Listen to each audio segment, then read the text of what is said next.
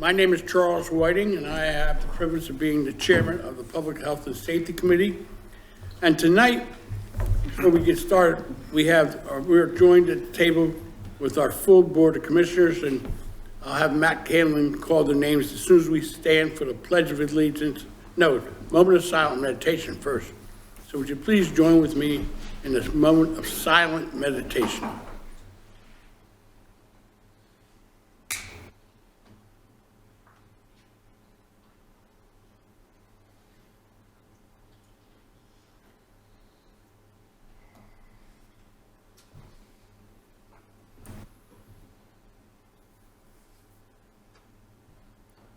Will everyone please stand for the Pledge of Allegiance?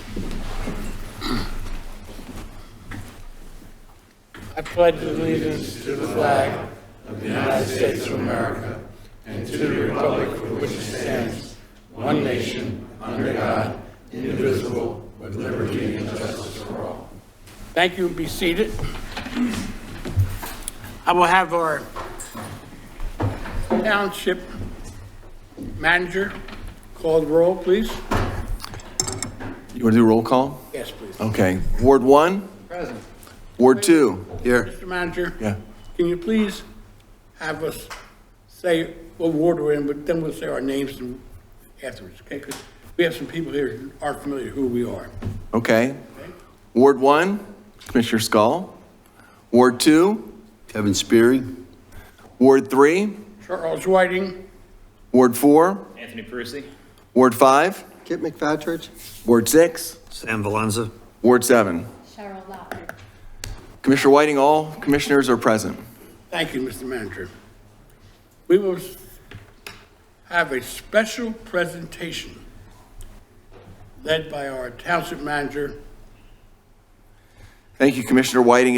I come bittersweet news that all of you are aware, of course, that Randy Shable, our finance director and assistant township manager, will be retiring at the end of this week. And so we have prepared a proclamation that I wanted to quickly read, and then we could take some pictures with Randy. Whereas Randall K. Shable was hired as the Upper Moreland Assistant Township Manager Finance Director on November 30th, 2015. Whereas Mr. Shable was instrumental in overseeing several multi-million-dollar bond issuances for the township. And whereas for many years, Mr. Shable served faithfully as a delegate to the Montgomery County Tax Collection Committee. And whereas for the past 8 years, Mr. Shable has served diligently in providing expert financial management, leadership, and advice for the township. Come on, Randy. Now, therefore, be it proclaimed that Randall K. Shable faithfully served the residents and citizens of Upper Moreland Township for 8 years and will honorably retire at the end of this week.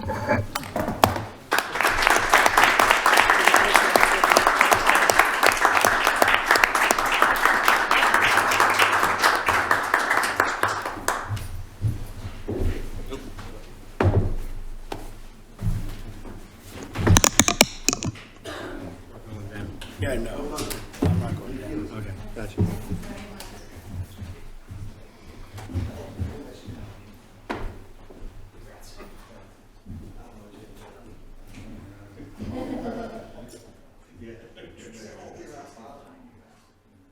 Slide over a little bit so we can get Commissioner White.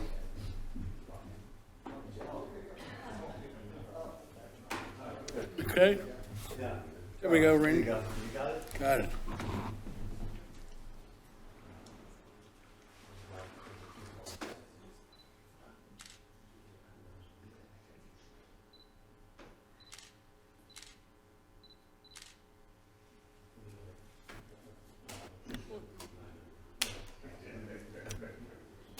Wait a minute, Randy.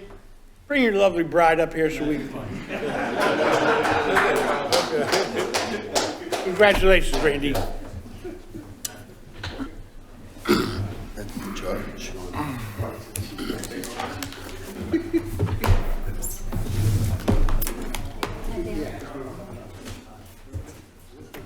I'm sorry?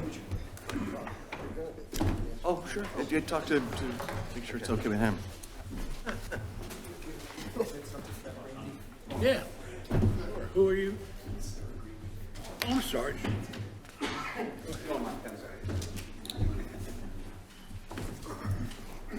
Thank you, Commissioner Whiting, for just a moment of the Commissioner's time.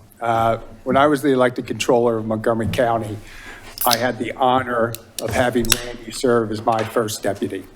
And I am grateful every day since for his expert assistance. In the crucible of county government, there are many sharp elbows and very often very sharp words exchanged. But I never once saw Randy lose his cool. I never once see him get upset. He just did his job, and he did it well to the benefit of every Montgomery County citizen. So now that Randy is going to have much more time on his hands, I wanted to present him with this book about another financial master, J.P. Morgan, to read, to take up some of his time, and to thank him for his years of service and his friendship to me. I think he just ran down the hall.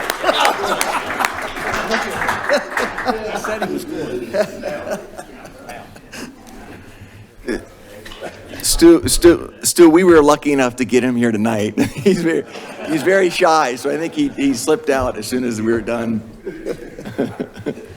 Okay. And in keeping with that vein, since he's a finance man, we only have 27 more days till Christmas. So shopping there early.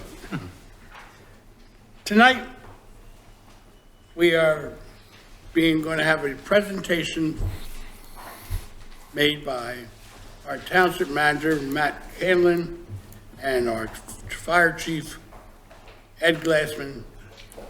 Please do your presentation. Okay, thank you, Commissioner Whiting. Go ahead and start. First, let me thank everyone for attending tonight. I think we all recognize this is a very important issue, and so we appreciate you taking time out of your evening to come and spend here with us. It is a very important issue. In fact, it's really the highest priority of the township to provide public safety to our residents. I don't think there's a service that's any higher than that. And I think that's been the case for many years. I don't think this board is the first one that's placed that as its highest priority. I think it's been the case with past boards as well. So first slide.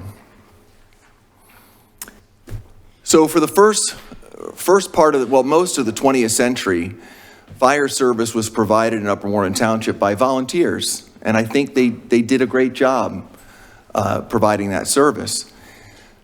By the 1980s, however, it became clear that it was going to be difficult for our volunteers to provide that service during the workday. And so to cover that gap, that 6 a.m. to 6 p.m., the commissioners began a combination fire department. And what that meant was that we were still going to primarily be a volunteer corps providing the service. However, it would be supplemented by career firefighters. That was then. Over the past several years, it's become increasingly difficult to maintain that. And so now we're a career corps supplemented by volunteers. Next slide. So what exactly is the problem? The problem is that we currently have 60 members of the Willow Grove Fire Company. And of those, only 16 are certified firefighters. That's as of last month, or this month. And in 2023, on average, only 6 of those volunteers per month were responding at the 25% level or higher. That, by the way, is considered active level, is 25%. Next slide, please. What we'd like to do now is ask our fire chief, Ed Glassman, to review a little more detail what the responses have been in 2023. So this list for January and the continuing months through the year is the 60 members that Matt Hanlon was just talking about. The red lines are anyone below 25%, and the white lines are the members above 25%. And for the month of January, there were 8 members. In the month of February, you can see there also is a yellow line on there, but not noticed in the last month. That's the photographer. He is not an active firefighter. The month of February, there were 9. The month of March, there were 10. The month of April, there were 8. The month of May, there were 6. The month of June, 6. The month of July, 7. The month of August, 4. The month of September, 6. The month of October, 3. And for the year total, at the end of that month, there were 6 that were active at 25%. 6. Next slide. So the problem, you can see there's 60 members, 16 are certified. The average to a response is 2 to 3 members. Thank you, Chief. Next slide, please. Let me just make a comment about effective response. What makes an effective response? So it contains at least 2 elements. One element is having the right number of people respond to the emergency scene. The second element is responding in a certain amount of time. So if you had 100 people show up, but it took them an hour to get there, that's not an effective response. If you had 1 person show up in 1 minute, that's still not an effective response. So you really need both. As you can see, and I probably should explain those numbers. So the 23.77% in 2021 were the number of times that they did not respond with 3 or more respondents. That meant that 70-something or 60-something% of the time they were. In 2022, that increased to 43.5%. And then in 2023, 61%. In other words, 39% of the time they were showing up with the adequate number of people, but 61% they weren't. Next slide, please. So what did the township do? Well, since April of 2022, we've had to hire another full-time firefighter, and we hired 17 part-time firefighters. Now keep in mind, with the part-time firefighters, not all of those firefighters are working the same number of hours. Some may work a lot, some may only work once a month. But we had to do that to close the gaps, because whereas before with our combination, we were providing paid service 6 a.m. to 6 p.m., 5 days a week, those gaps became so big that we weren't having coverage, adequate coverage, weekday nights and weekends. So we had to backfill that with paid. So right now we're effectively 24/7. It's not a good long-term solution, but it's covering, so we are providing adequate public safety to our residents. And I included the costs on that as well. Next slide, please. So recruitment. So how are we doing on recruitment? Well, since 2021, the Willow Grove Fire Company has recruited 1 new volunteer, but during that same time, we've lost 3 volunteers. So we're going in the wrong direction with that. Next slide. Another thing the township did is we commissioned a report to be done a few years ago by Tom Sullivan. Some of you may know him. He used to be part of our fire service many years ago.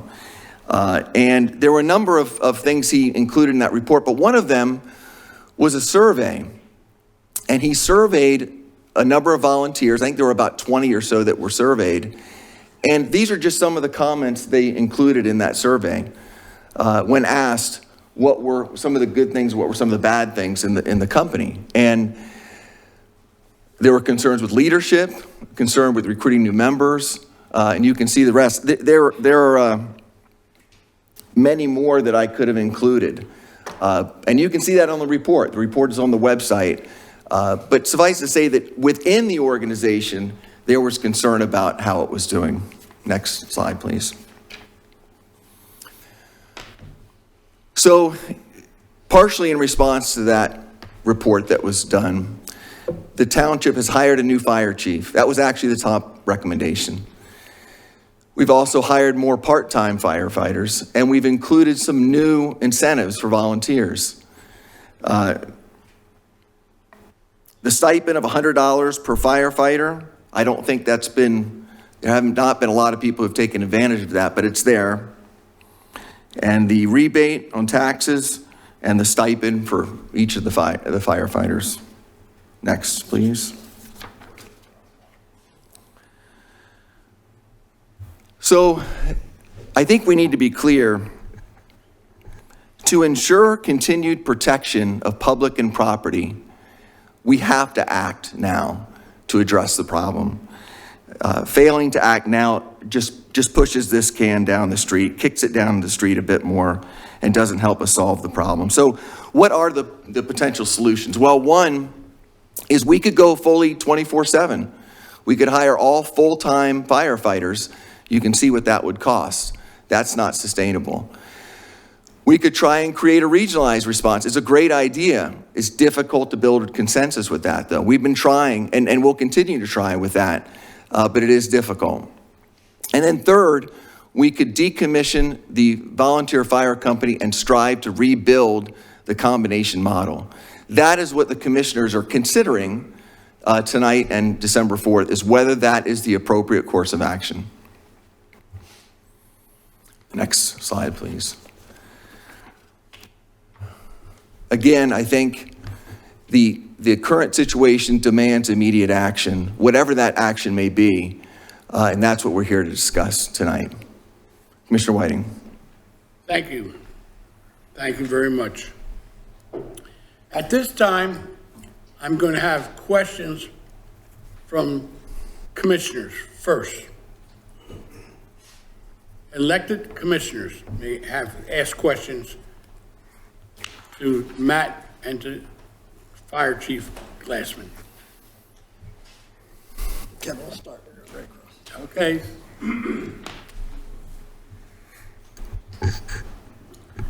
Thank you both for this presentation. Commissioner Whiting, thank you.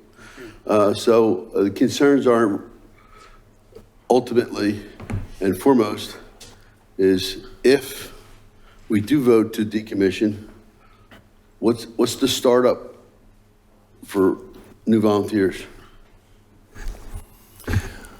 Well, we could begin recruiting volunteers internally, meaning within our fire department. I think that would be an interim step. The long-term step is to try and have a volunteer company, but we could start doing volunteers immediately.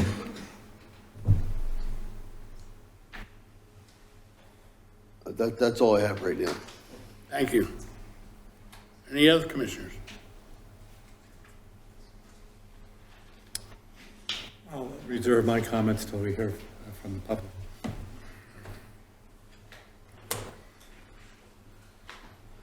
All right.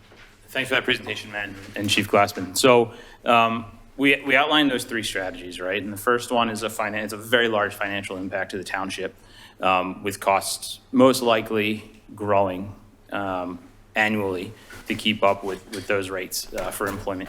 The second one was regionalization. And I know we talked about regionalization a lot.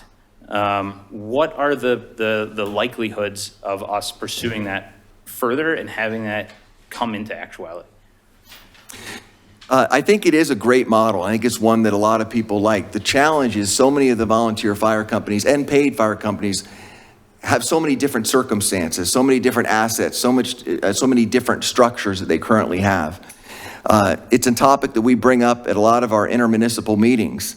The good news is we kind of already have a kind of system set up where we have multiple departments that will oftentimes respond to a call. So we already kind of have a cross-jurisdictional response. It's not quite as organized as I think many people would like it to be, but we are getting some of the benefits of that right now. But I think the challenge is that everyone's circumstances, everyone's priorities, everyone's goals are, if they're slightly different, can make combining into that kind of response very difficult. I don't know if you want to add anything to that. Yeah, Commissioner, and I agree. The firefighters recognize there's a need because there's a shortage of firefighters. And just about, not just about, every single building fire in the region generates mutual aid of some type or form. So, you know, with the boots on the ground, we recognize the need because we have staffing needs. The issue seems to be higher up in the local government, and exactly what Matt said, there's different, you know, certain companies aren't related to the municipality, but yet the municipality is responsible for the service. So if it is going to happen, it's going to have to be pushed from the elected people, because the firefighters are doing it today and have been for a long time. Okay.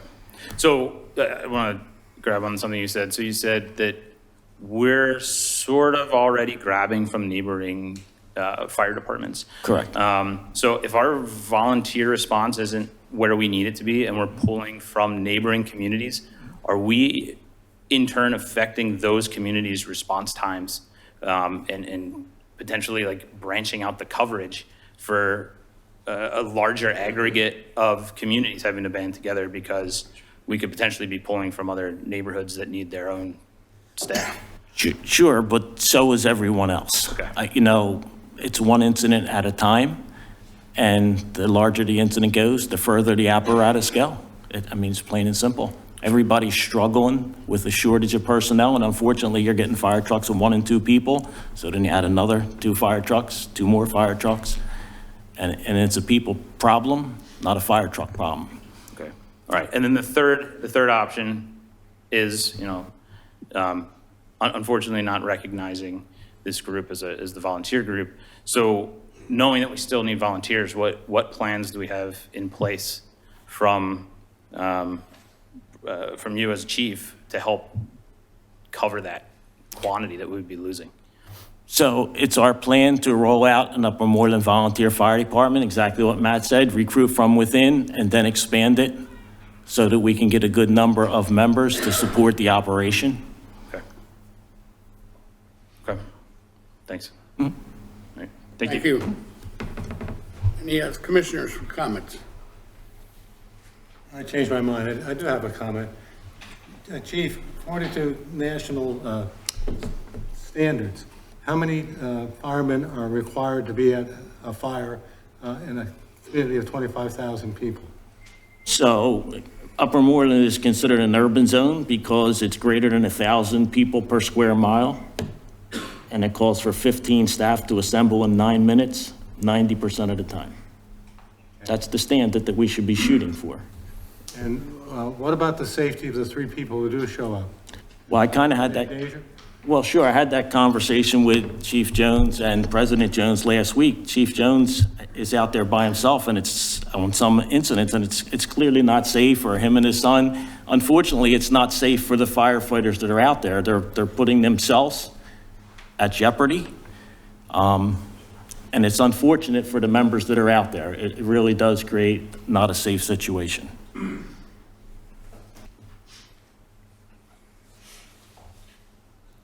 Any other commissioners? Yeah, sorry. So Chief, you just said 9 minutes, right? For 3 people. So if we're looking at, all right, I have the presentation in front of me. That's why I'm looking at these numbers, because I want to make sure. Our response times are hovering from the volunteer response times around 10 and a half, 11 minutes. Yeah. Okay. But that's not, to your definition, that's not an effective response, because. Not always an effective response, yeah. So this quantification of time is any type of response, not necessarily effective responses. Yeah, and remember, it's an average. So you can have some that might be 15 minutes, you might have some that are 6 minutes. Sure. But the key, what we're always striving for is an effective response, Right. which is getting the right number of people, at least a minimum 3 to send a truck out to the scene within that 9-minute range. Okay. Okay. That's helpful for context. Thanks. Thank you. Are there any more commissioner questions at this time? I just would like the chief to tell us the response times during the day, the response times at night, and the response times on the weekends, the averages. So, well, right now, we're right around 4 minutes because there's 3 people around the clock. And that's part of the reason how we got to this. It was, you know, 10 to 11 minutes prior to that. But the response times are longer on the weekends. Well, before we had the staffing on the weekend, yes. Okay, if there aren't any more, oh, I'm sorry, go ahead.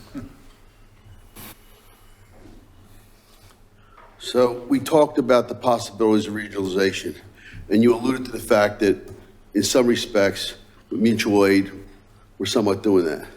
And we're responding to other communities because they're challenged with the same thing with volunteers getting there, in a fair amount of time. What's available through DCED is an analysis of regionalization. And so far, Enterprise has shown, well, HAPRO has shown an interest in regional study that costs neither municipality any money, but we're trying to expand that a little bit to make a bigger footprint.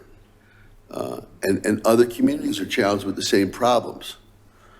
So if an analysis was done of a regional report, it would give us cost analysis, concentration of apparatus, and places where we can save money.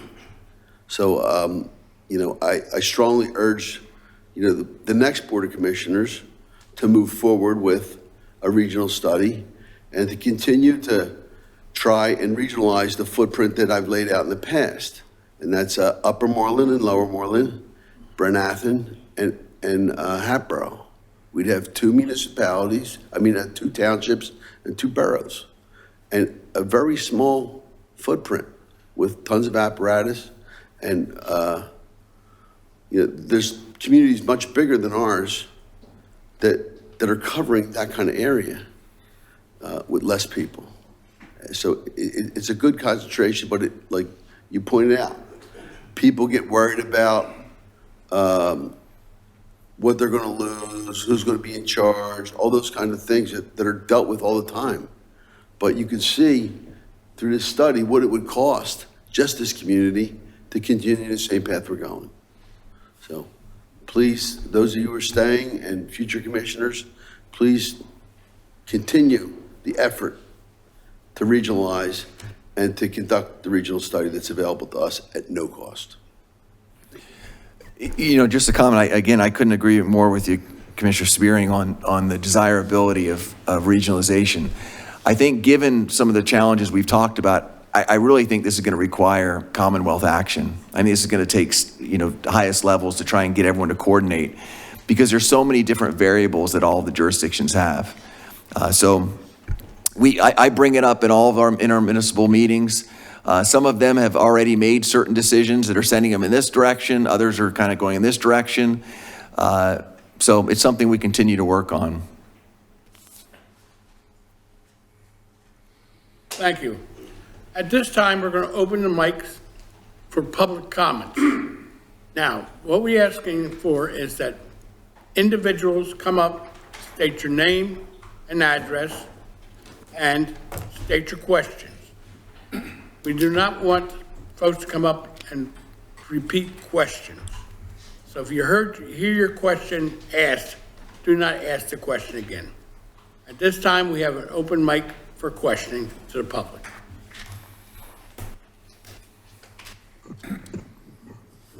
Thank you, Commissioner Whiting. My name is Stuart Greenleaf, 417 Bartram Road, Ward 4, and counsel to the Willow Grove Volunteer Fire Company and its Relief Association. I would like to talk about the fire services study that was completed on June 2nd, 2021, 2.5 years ago, but which was released to the public and my clients for the first time on November 17th, 2023. Its analysis and findings seem to me important pieces of information related to the action before the committee this evening. I read the study cover to cover, and I am frustrated that the township did not share and discuss the study with my clients, the volunteers, as soon as it was completed.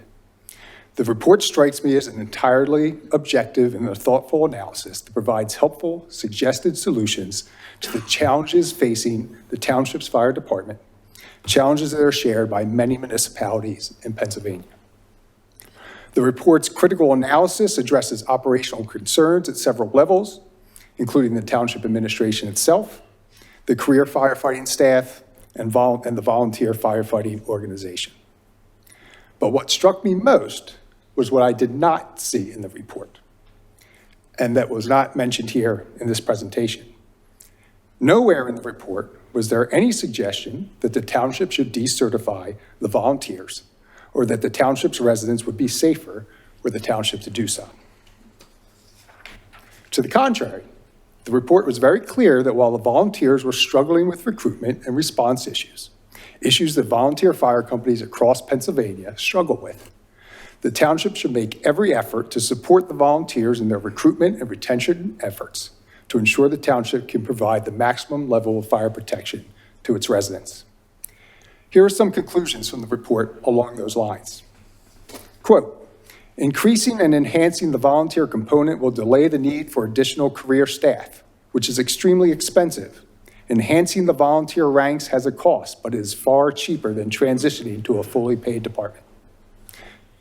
Instead, we need to do everything possible to enhance the volunteer experience by offering incentives, providing a positive and supportive environment, and engaging all members in the entire organization. Another quote, I recommend that the fire company board manage the entire volunteer stipend funding program and the career staff assist with scheduling coverage. Another quote, feedback from the membership survey indicates that it would be valuable for the township administration and elected officials to be more engaged with the department. And finally, this individual, the fire chief, should be sensitive to the need to maintain a strong volunteer component and have the temperament to effectively lead a combination type department. This is the most urgent need, and all other recommendations in this report are based on that conclusion. The report's conclusions and recommendations as to how to improve fire protection services in the township appear to me to be an excellent basis to begin the process of improving fire protection in Upper Moreland. And again, these conclusions don't include decertifying the volunteers. Unfortunately, this report was completed 2.5 years ago. Yet it was kept from the volunteers until 2 weeks ago, despite my client's repeated requests to view the report. Neither the volunteer firefighters nor the public was given the opportunity to consider the report and its recommendations.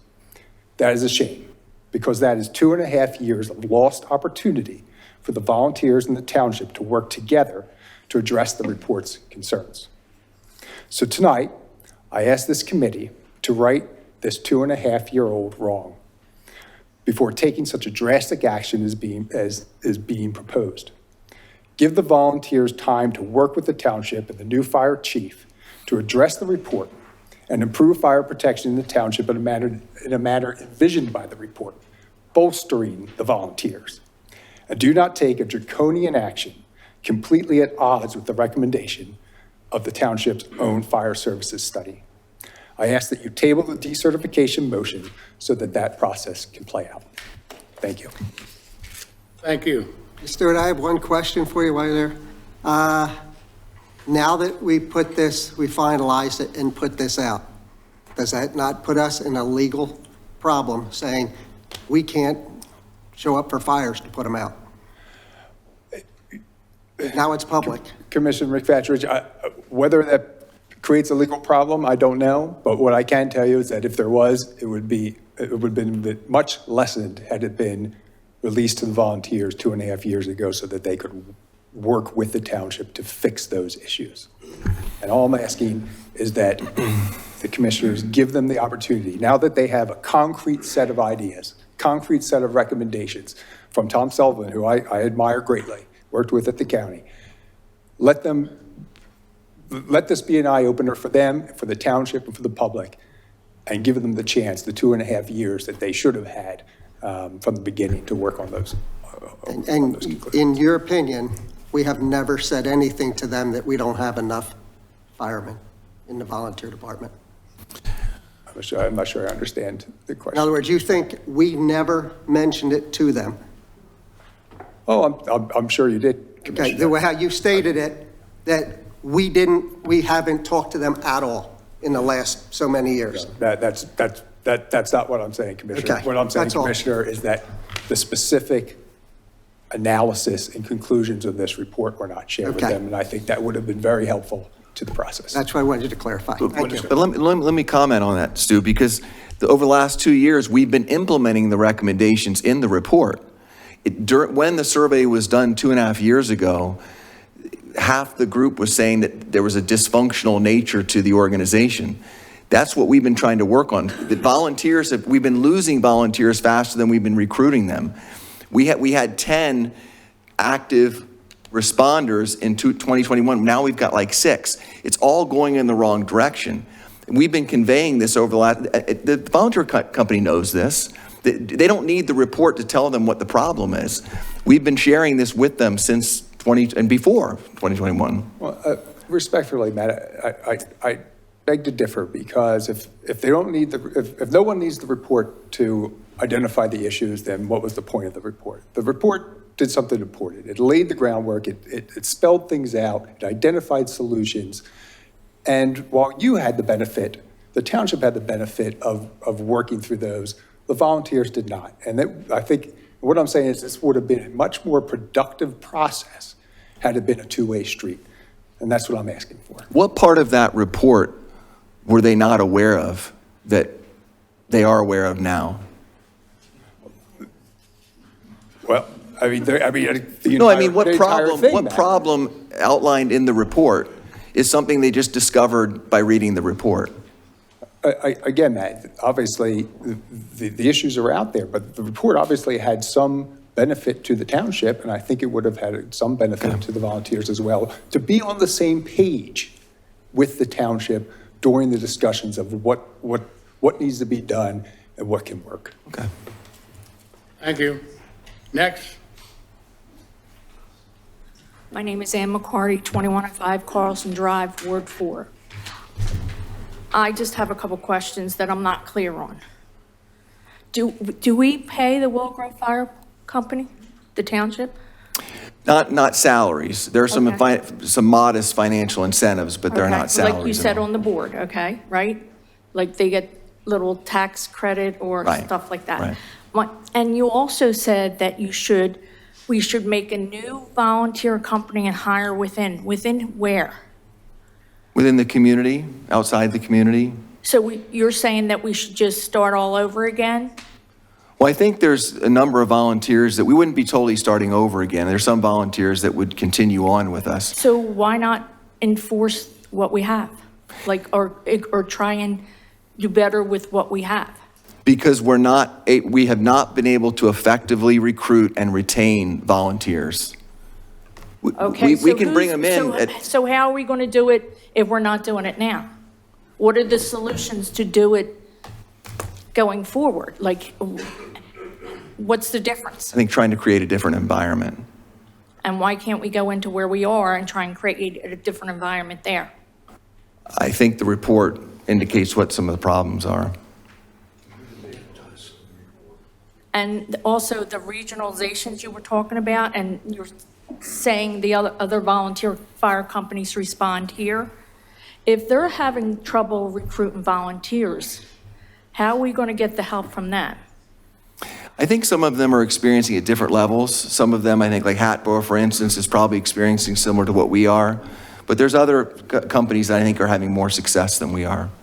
But are they close enough that they can get to us? Like that's what I'm saying. If we're only doing if we're doing a regional and it's only 4, are them 4 people having the same problems as us? And do they have also full staffing fire department too, or are they totally volunteer? I would have to refer, I don't know what the other departments are. They're all volunteer staffed.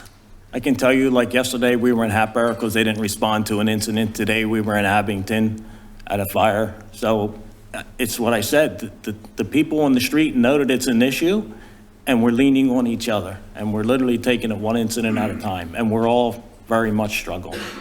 But that's what I'm saying. If we're going to try and recruit within, what are we doing? We're decertifying them. I mean, what's going to be the difference between them? Like, why can't you just work together with it? Like, First of all, your chief in the last meeting, I was not here, but I was told by a couple other residents that your chief or somebody from the board said, I would never work with our chief. Well, I'm not from the I don't have I'm just anything to saying, do with the there's a- volunteer fire company. there's a problem. Last meeting was the last meeting, because I've lived here 26 years. To me, you told me Chief Glassman was our, so I'm just here as a concerned citizen. I know nothing about the volunteer fire department. This just came up, and I've lived here 26 years, and I'm like, okay, why all of a sudden? That's why I'm asking these specific questions to you guys. Like, you just keep on saying recruiting within. Is it recruiting within and not having them run it? Is that what it wants? You want somebody else to run it? I don't understand. Like a whole new, Well, again, the challenge is at this rate, we're not going to have any volunteers in the next several years. And there doesn't seem to be any sign that we have any sort of strategy of recruiting new volunteers and retaining them. And in so fact, what are your strategies to recruit new volunteers? again, creating a different culture that actually invites and retains and makes these new, if you go back to that slide, that talked about some of the survey results. Okay, so if you look at those results. You said the survey was done 2 years ago? Yeah. So why were they told that they have a bad attitude? I don't know any of them. So they were told that. I met with them and read them a page off of the study, word for word, that page where those quotes came from. I And said, they listen, just- we have to change it. We have to change. So it's kind of unique. They're a separate organization, so the fire chief doesn't control their organization, right? So I met with them and said, listen, the Okay, you- document's not out there, but here's what we need to correct. This Okay, is so you critical. don't control but if we decertify them and start a new one, who then controls it?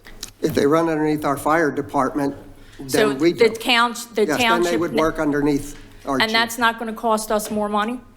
Not if they volunteer. But we're going to have to get more people to get the certification. We're going to have more regular firemen on board. There might be people here now that are willing to run with them already. I think one of the bottom lines that we've discovered is that if we continue to do nothing, I agree. Then this actually- But I'm saying, to me, what I'm seeing is you don't want to work with them. What I'm No, seeing go from the the other way. last. They said it here that they don't want to work with the chief. I don't believe that was said. I don't think, when I was here last meeting, what Okay, I well, heard was. That's what was said downstairs. What I heard was when we were here, that the gentleman, I don't know who, I guess the other chief said that Chief Glassman wasn't warm and fuzzy, and he wasn't like he would sit down to lunch, have friendly lunch with them. And he- That's what I heard. And he also stated he was not on his Christmas card list. Yeah, but that's what I Okay. heard. What does that mean? Somebody's got it right. Yeah. Can we, if we're going to speak, can we speak from the microphone, please, and podium? Thank you. But that's just the questions I have. My thing to you is Okay. work together. I mean, they've been around a long time. There has to be some other solution than to decertify them, start up new all over again, and then have it ran from, why does then the township has something else to do and more hours and more manpower that we have to pay for to help get the certifications for everybody. I know some have it. And then, to have Chief Glassman look over everything, he's going to have more hours or need an assistant. That's what that's all I have Thank to you say. very much. Thank you. Fred Standard, 2407 Parkside Avenue, Ward 2. I have quite a few little questions here for you. First of all, I'd like to know how many times Quint 10 has recalled the volunteers year to date on a fire call. I don't know off the top of my head. They do it quite often though, right, Chief? Well, of course, because they get there quickly. But they And- do and it it quite becomes- often. Sure, if they get there and they don't need any other resources, just like any other incident, just if 10-2 responded somewhere and got there first and they don't need any other engine, they recall them. Has nothing to do with career or volunteer, nothing to do with it. It has to do with a single resource arriving at an incident, the company officer sizing it up and making a radio communication, recall whatever they don't need. There's no reason for apparatus to go with lights and siren if the first engine first company arrives and no one else is needed. I mean, I know that's great because of the fact that we do have 3 paid firefighters. We have an engineer, we have a captain, and we have 1 firefighter, which was proven last Sunday, or no, I'm sorry. Yeah, last Sunday on a vehicle fire over on Easton Road, where you had 1 engineer pumping the truck, and you had the officer in charge also having to back up the firefighter on the hose. Isn't it standard to have 4 firefighters, well, 4 people on a truck, an engineer, 2 firefighters, and an officer? 4 is better than 3. And can I ask you a question? How many calls have you made year to date from 11 p.m. to 6 a.m. as the fire chief? 11 p.m. to 6 a.m., anytime there's what I call working fire, I'm there. So I would have to go back and look at the records. And can I ask a question? Do you pay your own tolls for crossing the bridge and your fuel? Yes, sir, yes, I do. And now, Mr. Manager, back in 1989, we started our first paid firefighters. And who did they report to? I don't know. If you take a look at the flow charts from the report, they reported to the fire marshal and not the volunteer fire chief. Since 1989, Upper Moreland Township has ran 2 companies, a volunteer company and a paid company. Most every other township, borough, what have you, run 1 company. They either have a paid chief and a deputy volunteer, or they have a volunteer chief and a paid deputy chief. We have all along been going with 2 fire companies, paid and volunteer. We have never had a unified fire department since 1989. Isn't that a disgrace? Even before that, in the 70s, Yep. we did. We had two factions of volunteers. Now, I hear you talk about the report, the study from 2021. And you put up that slide that says, sample comments of volunteers on challenges confronting Willow Grove Fire Company. And if I remember correctly, it says, survey results. What should we stop doing? It doesn't say anything on here about a volunteer.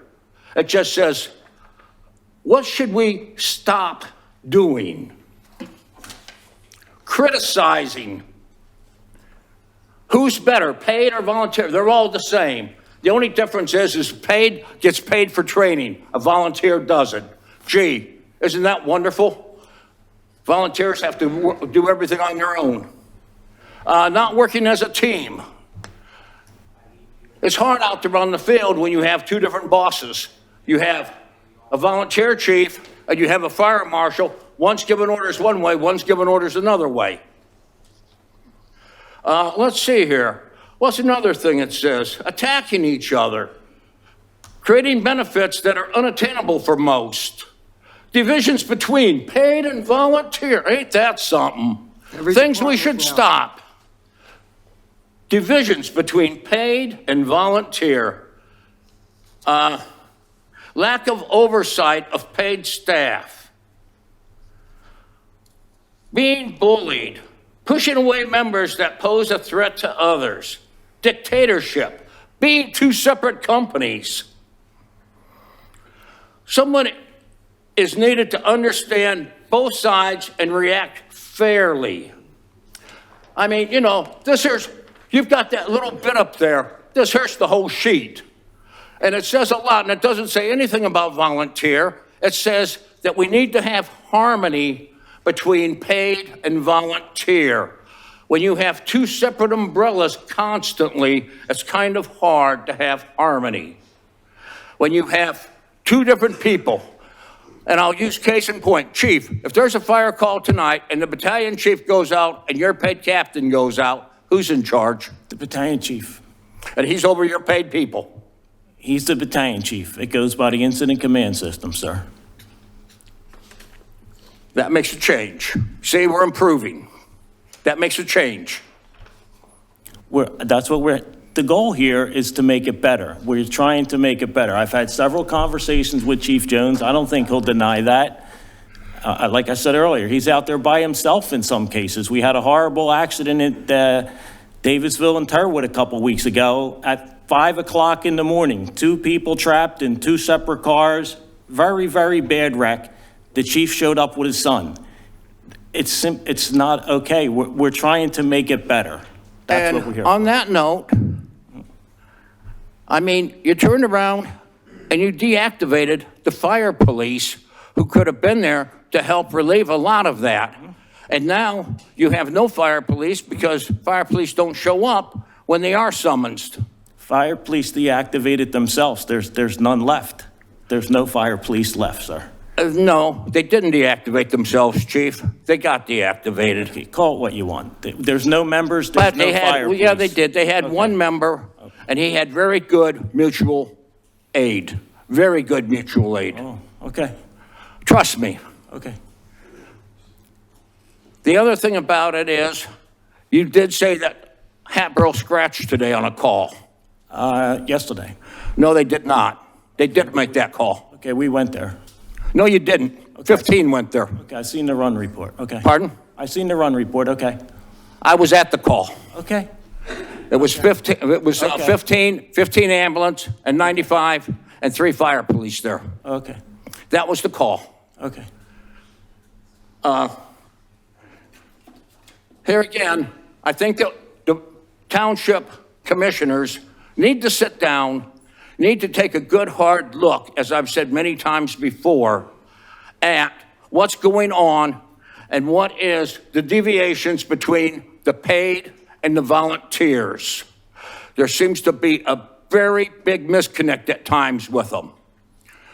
I mean, you can point fingers whoever you want to, but until you stop that misconnect, I don't care how many times you try to get volunteers in here, they're not going to come. They're not going to come when the recall comes right away and they get dressed and go to a firehouse just to be recalled. Trust me, I know that. When I hear an Upper Moreland call and they call for engine 95, I don't rush because I know we're going to be recalled. And that's mutual aid. So how do you expect your own volunteers to feel when they get recalled constantly?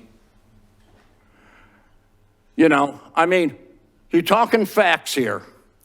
You need to start to take a look and get this disparity between the volunteers and the paid, between the chiefs and everybody else resolved. Then you can come up with a good, solid fire company. Thank you. Thank you.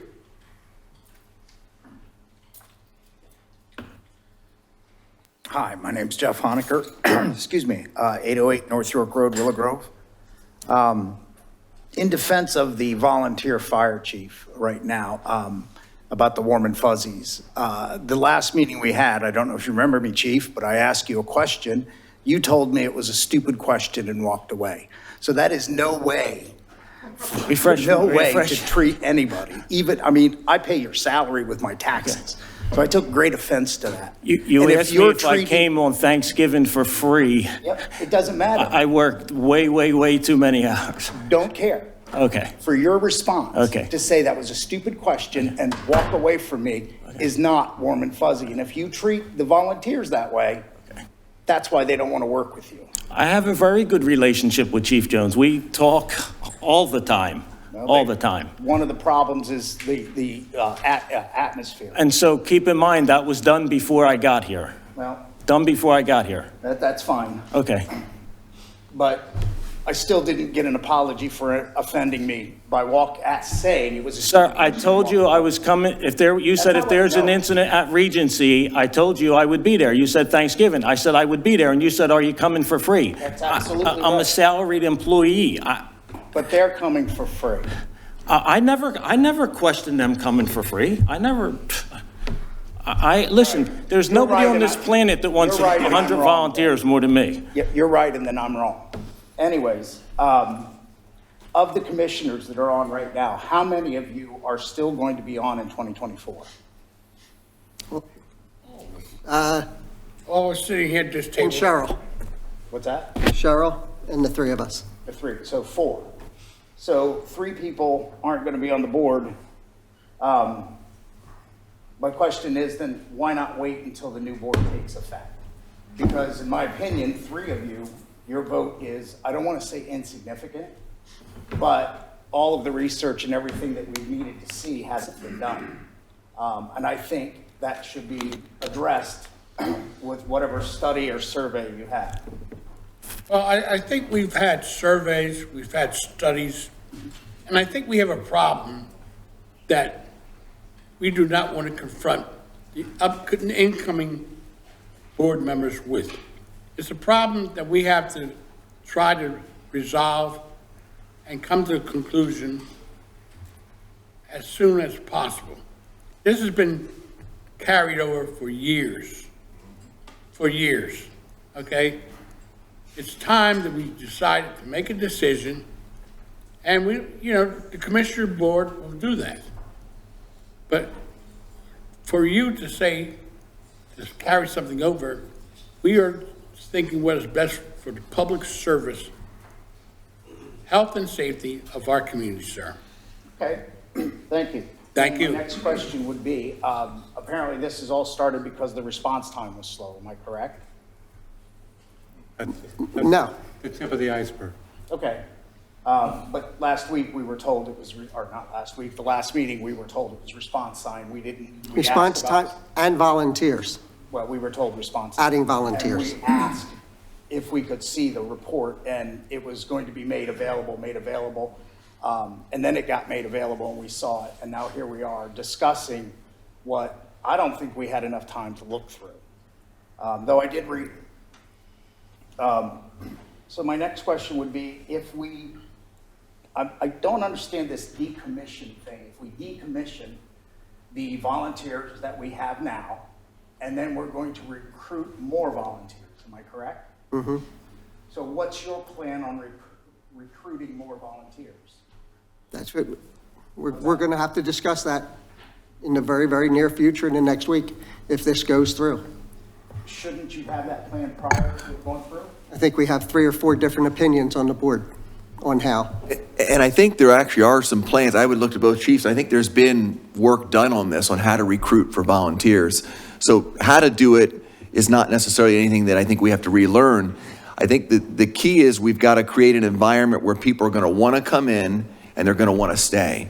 And that's what we haven't apparently had over the last several years. Okay. What about team building exercises? Anyways, let's see. Also, if they're decertified, if I'm not mistaken, somebody said there's money that the state gives them, correct? That goes to the Attorney General. We don't have anything to do with that. Yeah, that would go back, the money would eventually go back to the Commonwealth. It wouldn't go to the township. Okay, eventually, I don't understand what that means. Well, there would be a process. We would report that to the Commonwealth, and then they would go to the volunteer fire company, get an accounting, and then request the money back. Right, let's see. And if we do go to a full paid volunteers, we have 4 now, and we're spending $400,000, I believe that's what that said, somewhere in that neighborhood, on what we have now. How much more is it going to cost us to hire the appropriate number of firefighters that we need? If we didn't get any volunteers, Yes, we didn't go the volunteer route. What I mean, would it cost us? we plan on going the volunteer route too, but we plan on having some control over it. Okay, I understand that, but again, I'm gonna ask the question, if you don't get the volunteers that you're looking for because we don't have them now, and they don't seem to be able to get them. You just said, it. We don't have them now, Right, okay? So what's the difference? what's that? Well, the difference We is don't have they them. can't get them and you think you can get them, right? True. Okay. Just a different way of management. I understand that. But if it doesn't happen your way, No, but you mentioned something earlier. You mentioned team building, okay? And if you read the report, as you say you did, it says there's a toxic environment in the fire department now. So we're gonna try, in all good cause, to make it more harmonious for people to work together.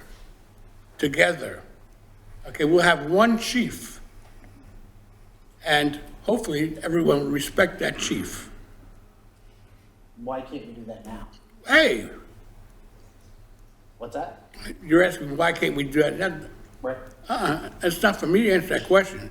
It's for other people to answer that question, why it hasn't happened until now. It sounds like, there's two kids at the sandbox and one of them doesn't want to play with the other. Well, that could be that too, but as you mentioned earlier, team building is gonna be an important component of how to make this successful. Thank you. Correct? Yeah, thank you. Okay, thank you. Both My sides. question still hasn't been answered about if we hire more firefighters, what's it going to cost us to do that? And where is that money going to come from? Okay, can you go to that last slide? I think it's second last slide. We listed that. Yeah, we have one back one, yeah. What we're trying to not do is number one. Okay, we have fully paid right now, and that we don't want to be there long term. What we want is the combination fire department.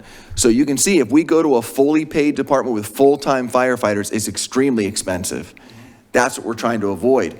But if we don't do anything differently to try and get new volunteers, we're going to have no volunteers. And then we're going to be inching our way over to number one, which we don't want to be at. So I think what the board is looking at is how do we figure out a way of getting more volunteers so that we can go to that combination department that we're really striving to get. I understand that and I respect all of that, all right? But as it seems now, that ain't working. They're doing it and it's not working. Work environment, whatever the case may be, it's not working. You guys seem to think that you can do a better job. That's fine. That's out of my wheelhouse. My question is if it doesn't work your way and you have to start hiring firemen, how much is that going to cost us? I see that up there. Where's that money coming from? Well, of course, all money comes from taxpayers. I mean, that's where it all comes from. But I think, again, if we do nothing, we're going to be at number one. If we do something, it's our hope that by creating the kind of environment and actively recruiting and actively retaining, that we'll be able to get back to that combination department that we had for so many years.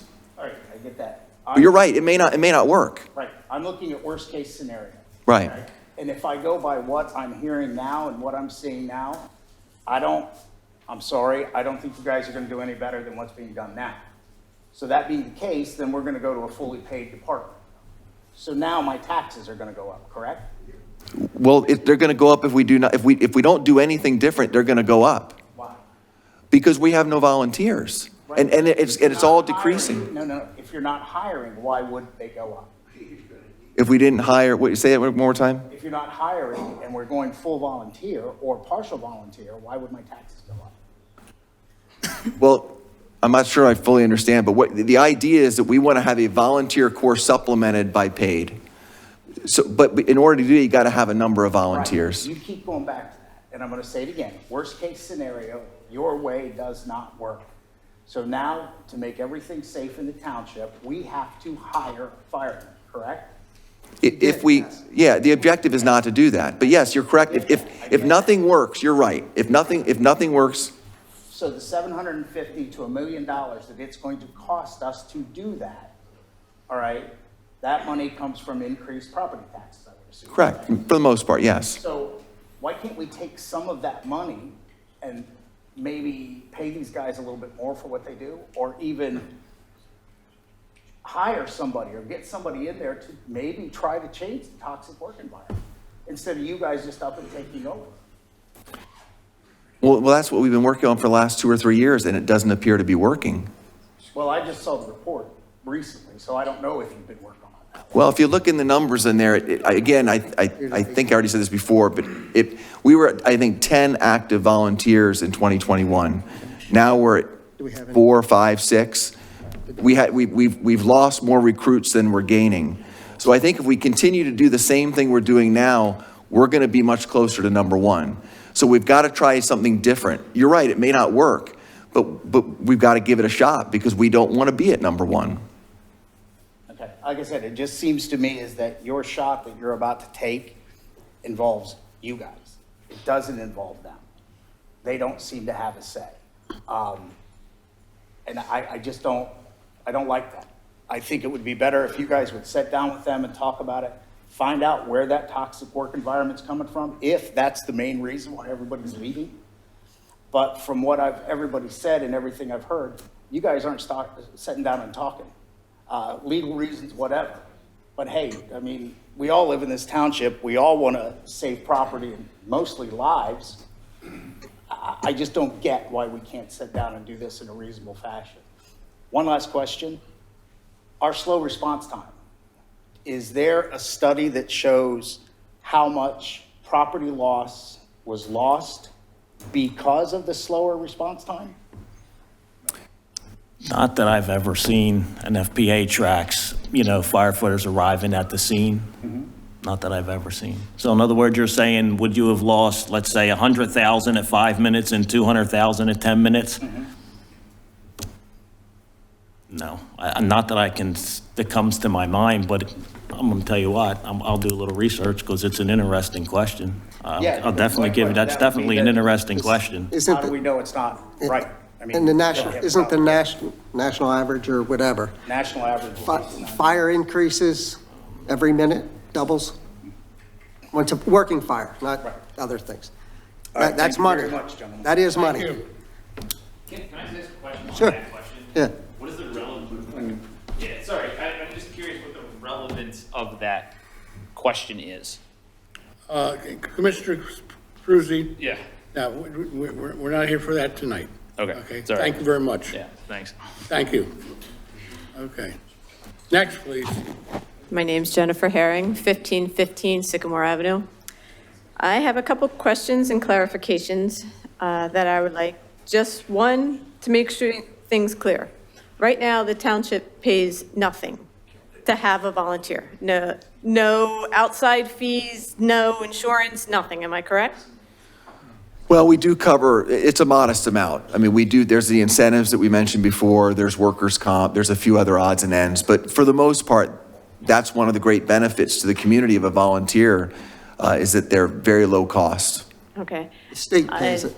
And my next question, Mr. Canlon, you talked about what goes into someone arriving. It's time and whether they show up, how many people are on the truck. So it has to be those two things. Chief, those numbers that you showed, when they get recalled, being that no one arrives there because they're being recalled, do those numbers, are they affected by this? No. Did you count those people that are actually showing up and being recalled? Right, they have to arrive for them. So they have to, but if you recall them, so they're not in there. So Right. all those There's not an times, arrival time to count. but because someone else is there or someone decided they're not needed, now those statistics have all been basically altered because they were on their way. Am I right? They don't arrive at the scene. It's who arrives at the scene. If True. you don't arrive, there's no time to say you arrived. True. Because if you're halfway there and you get recalled, they mark you available. That's Right. what I'm saying. So some of those numbers, some of those people, in October, I think there were only 3 or 4. Oh, so I see So what you're saying. that So if weren't you in the show up red? at the firehouse, you get a percentage. You're talking about percentage points, right? If you show up at the firehouse, you may never leave the firehouse, and you get recalled, they go and get I hate to use it, but point. So that basically they're counts against them. 110% accurate, to the best of my knowledge. If somebody goes to the firehouse, their name should be on the report, and they get, into the monthly totals. So that has nothing to do with being recalled. I thought you were Okay. talking about the times. No. You're talking I about the wanted to percentages. clarify Right. Right. Because many Yeah, times, yeah. statistics can be altered. Yeah, Basically. no, percentages, if they show up at the firehouse, somebody fills the report out and says, this one, and this one was here, and they're on the report, and that's where the percentages are generated from. Okay. Next, in looking at who has shown up and who hasn't, by chance, have you looked over time? Because you could see clearly from what you did, what you showed, over the months, the numbers decreased more and more. But have you also looked at the number of times they've been recalled? Because I myself, yes, I'm not a volunteer, but I don't want to get out of bed at 2 o'clock in the morning if I'm going to get there and then say, oh, we don't need you now. So have you done any comparison in that regard? I can't say that I have. You have to understand, we don't control, you have to understand the process, and I'm trying to give me a minute to explain it to you. So somebody dials 911 and says, my house is on fire, or there's smoke in my house, let's say, right? That generates a building fire response. The resources are sent. The first unit arrives and says, oh, it was a pot on the stove, the resident carried it outside, I don't need anyone else. The first company, like I talked about earlier, it doesn't matter who it is, it could be, and I don't want to say volunteers are paid, it's the first unit arriving, they handle it, they recall everyone else. I would be happy about a recall. That means that somebody doesn't need you and somebody doesn't have a bigger emergency. The fire chief, no one can control getting recalled. I understand that. So, okay, but that's, all right, we'll go on to the next one. Now, Mr. Canlin, when I read that report, and I did read it, I personally did not comprehend it to be that there was animosity within the firehouse, the volunteer firehouse itself.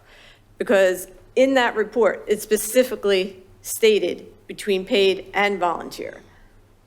It specifically stated that.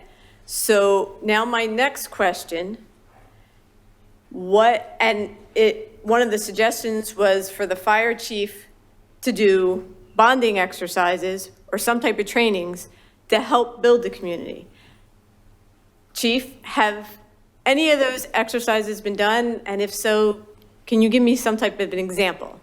So, yeah, the first year in April, I want to say, May, it could have been, we bought an outside company and did part in there, talked about self-rescue training. That was all done with everybody. And then January, well, actually, beginning of this year, we start, every Thursday night, they do training together, every single, except meeting night. Okay, can I ask you this? When you say training together, and I Right. only say because I know, as I run a classroom, you have your cliques. And the only way to combine those cliques is Joey, Sally, and Shay. The three of you, you get one from each clique and stick them together. Or are these trainings end up being, okay, all the paid go together, all the volunteer, because naturally, that's kind of pretty much how everyone is, from childhood to adult. You go where you feel most comfortable. And has anyone broken that seal to put them in their discomfort zone so they actually have to work together? Well, I can say I've gotten nothing but positive feedback. If somebody has something different, I can tell you my door is open every day, all day, and I haven't heard that there was a problem with that. That was one of the things pointed out in the report, is to encourage them to do joint training. Yes. And I think that was one of the things that Chief Glassman did when he got here, was to try and encourage that. But not just joint training, like, because I can have everybody in a room, but that doesn't mean they're working together. I think it's been pretty that's- positive. I think that's the why- joint, I haven't heard that. That's why I'm only asking, like, okay, maybe this person from paid and this person volunteer, like, I don't know what kind of trainings you have to do, but you guys go together. And I'm just saying, these are the kind of things, because in that report, the animosity seemed between the two, not them or them. It was, as they said earlier, it's the sandbox deal with the children. That's how it came across as I've read a lot of the report. Next, you mentioned about recruiting. Now, no one has any ideas about recruiting. Well, I'm sorry, you said you had ideas, but nothing has been laid out to us as the community, okay, about recruiting. They got $100,000 10 years ago to recruit. Who got the volunteer $100,000? fire. Volunteer fire company, Okay, what's that have to do with what I'm saying? when you say about recruiting. No, I know, but I'm saying you guys, you, as commissioners, you say you want to basically decertify And Mr. Fatridge, you said yourself, you want to build it up so you can control it. You said Some control. have control over it. Some control over it. Okay, what kind of control? Or, like you say, some control. You're either having control over it or not. And as a volunteer, I don't see how you're going to control any volunteers because they don't like what you do. They're just going to walk away anyway. So, but when you say some control over it, what do you mean? Funny, I've run nonprofits and didn't have a problem. When you say that, we have problems within, but they have worked them out. Okay, so I'm asking you, when you say some control over it, what do you mean by this some control? That be invited to their meetings. I think we were invited to the one when you put the new fire truck in. I was there for 2 meetings then. I met with the board probably 12 years ago. And I think that's when David Doty's was having a problem with them. And I met with them then. So have I met with them? Yes. And I've been here 65 years, so I know them. I know most of them. Yes, but when you say have some control over this new volunteer group, what do you mean, like control? Because you're not going to be controlling them on the fire scene. No. Like, That that's is what I want to strictly- know. What kind of control are you talking about of having control over them? Give You us mean- reports, give us, I think it's also to create a healthy environment, a positive environment, one where people want to come and be a part of it. I think that changing the culture, trying to get a place where volunteers like going to and want to stay there and are there for many years, and maybe their kids or their cousin or their friends or would want to join too. How are you going to, Mr. Cannon, you keep talking about, yes, this whole world needs to be warm and fuzzy right now. Unfortunately, the whole world is not warm and fuzzy. But how are you going to draw these people in? By making it so that it is warm and fuzzy. How are you going Okay. to make it warm and How do you fuzzy? make it warm and fuzzy? Talk to each other. Okay, talk to each other. Well, if you And can't talk recognize- to each other now, how are you going to Okay, talk to each and- other then? And you recognize that you have one chief, and you respect that chief for what he So, has. okay, hold on. Okay, So this, Now, hold on. okay, hold go on. ahead, I'm sorry. Miss Classroom Teacher, hold on. Okay? If you're going to have a classroom, you have to bring order to the classroom. Mm-hmm. Okay? You bring order to a classroom, like you said, but working with all groups in the classroom.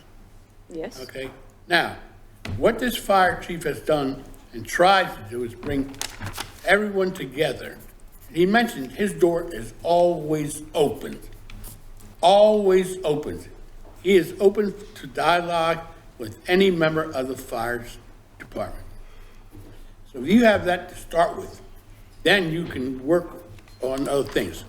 The problem we have is that we have a toxic environment down there, and some people don't want to work with the chief. Okay, so Okay. you're saying some people don't want to work with the chief. Well, I'll tell you this, as a teacher, some of my students don't want to work for me either. But as the leader, that is part of my job. And To get them, it's not to say, okay, get out, I don't want to teach you.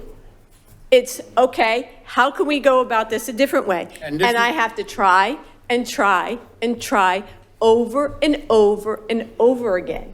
And he is not telling anyone to get out. He's saying, give me the respect, okay? I respect you, you respect me. That's what he's saying. We could go on forever about this, but do you have any other questions this time? So, well, my question actually wasn't answered. How do you plan to recruit them? If we cannot get recruits now, what makes you think you're going to be able to get them after you say, see ya, we're decommissioning all my volunteers. If you want to join us, go ahead. But I'm basically going to kick you to the curb first, and then if you want to come back, that to me is a total lack of appreciation. Whoever sees this, and I'm not just talking about these men and women, I mean, look overall, if any of you were kicked to the curb, would you want to go back? Would you? You are right, there's no guarantee that in the future, we're going to be able to suddenly turn the whole volunteer thing around. But I can tell you, I've spoken with volunteers that are there and ones that have left. One of the big problems is they don't feel welcome. We can change that. We can do better in that area. Does that completely solve everything? I don't know. But I think it's a start.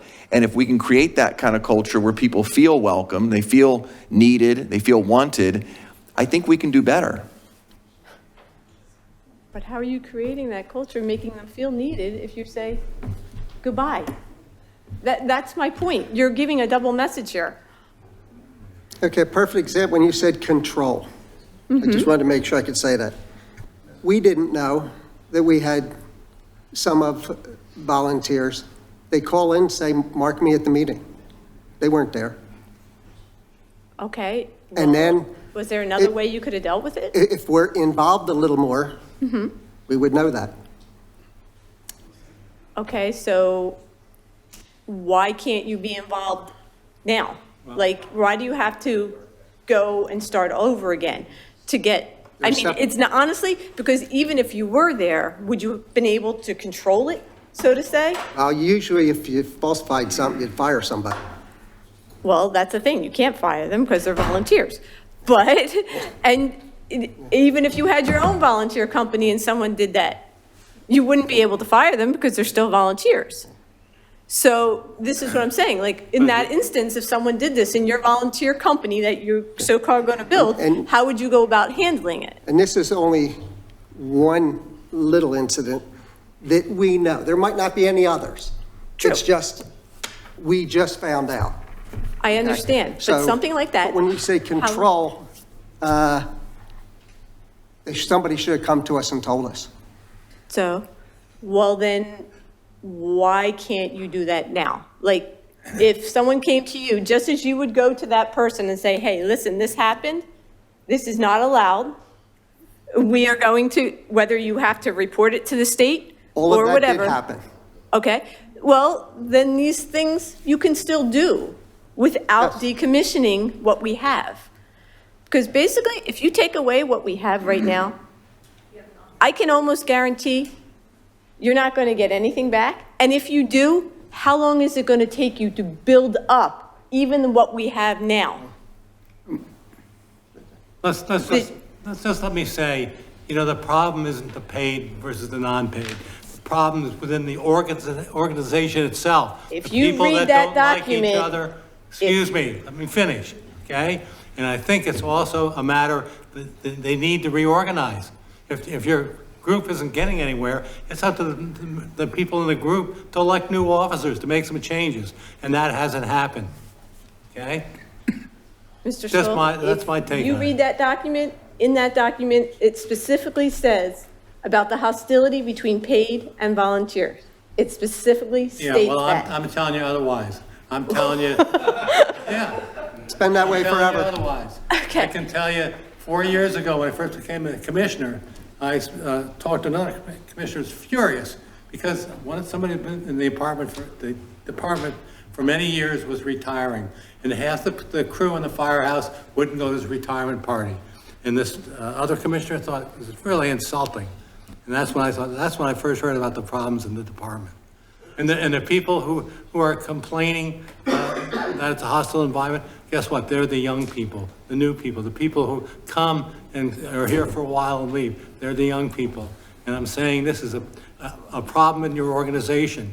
You have the wrong board members, you should have reorganized. But I think it's too late. Thank you for your Honestly. comments. So, well, I'd like to finalize with one last comment, Mr. Whiting. I know you want me out of here. No, I don't want But- you out of here. You have other people lined up behind you. But I want to let you know, you're asking us to put our faith in you and what you think you can build. I'll tell you right now, I don't think you're going to come anywhere close to what we have. And if you even get close, it's going to take forever, putting our township in jeopardy. Well, we hope that doesn't happen. Thank you very much. Next, please. William Polson, 2345 Edge Hill Road. In reference to the report and the response times, Chief, you said that as a municipality of 25,000 people, you need, I believe you said 15 people within 9 minutes for a fire call? Okay, right, yeah, they're considered urban zone. Right? Urban zone, The rest yes. has to do with 1,000, right. Okay. And in a square mile, right. How do the volunteers get alerted that there's a call?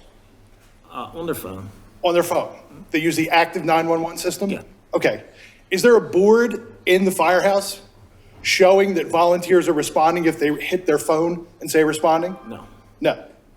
Is your truck, staffed by paid people, required to wait any length of time after the dispatch for a volunteer to show up? No, No. no. There's 4 more trucks there. Yeah, there's. Okay, there's 4 more trucks there. Is every volunteer certified at this time to drive one of those apparatus? And can they take it out by themselves? Well, that's a very interesting question, sir. Thank you very much for asking that. At the South Station down this end, there's one certified driver. They have an internal policy that says they need 3 people on the apparatus to leave the station. But I can show you a whole pile of reports that there's 2. And in fact, Chief Jones recently took the truck by himself because it was a fire and he was the only person to show up. So I'll go back to what I said. It's not safe for them as well. And in the North Station, it's the Joneses that are the certified drivers, 3 of them.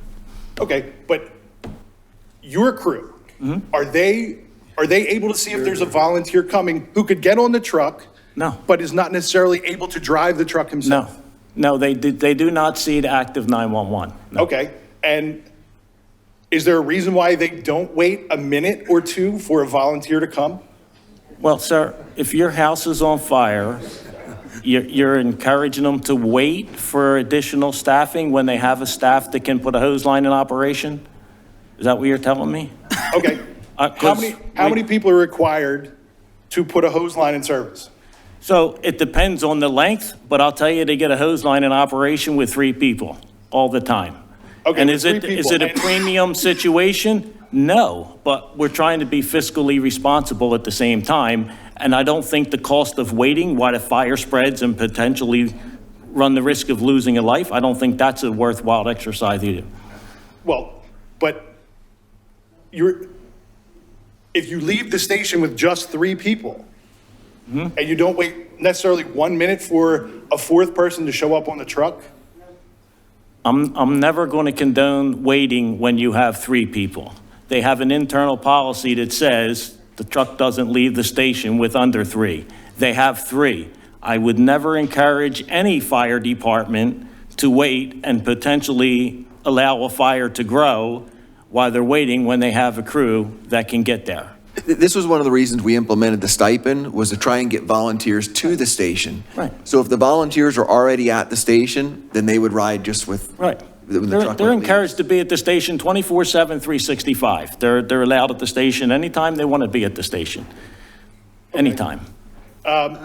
With recruitment, is there still a junior program? There is not a junior program at this present second, no. Okay, is it ever going to be reinstated, or I ho- will it be reinstated if you take over? I hope to do that. Yes, I hope to do that. Okay, is there a reason why it was discontinued? Well, because they didn't have anybody on their side of the house to be in charge of the program. And there are strict requirements. You have, children that are underage and they have to have constant supervision. They're only allowed to use certain tools and do certain things. And they didn't have a member that wanted to be that responsible party. Okay. That's the reason. Thank you. Hi, my name is Holly Quinones. I reside at 1529 Willow Avenue. So I just want to see a raise of hands because you guys all say that you want to be involved, right? That's the reason for the spreadsheet. That's the reason for this meeting, correct? Am I understanding it correctly?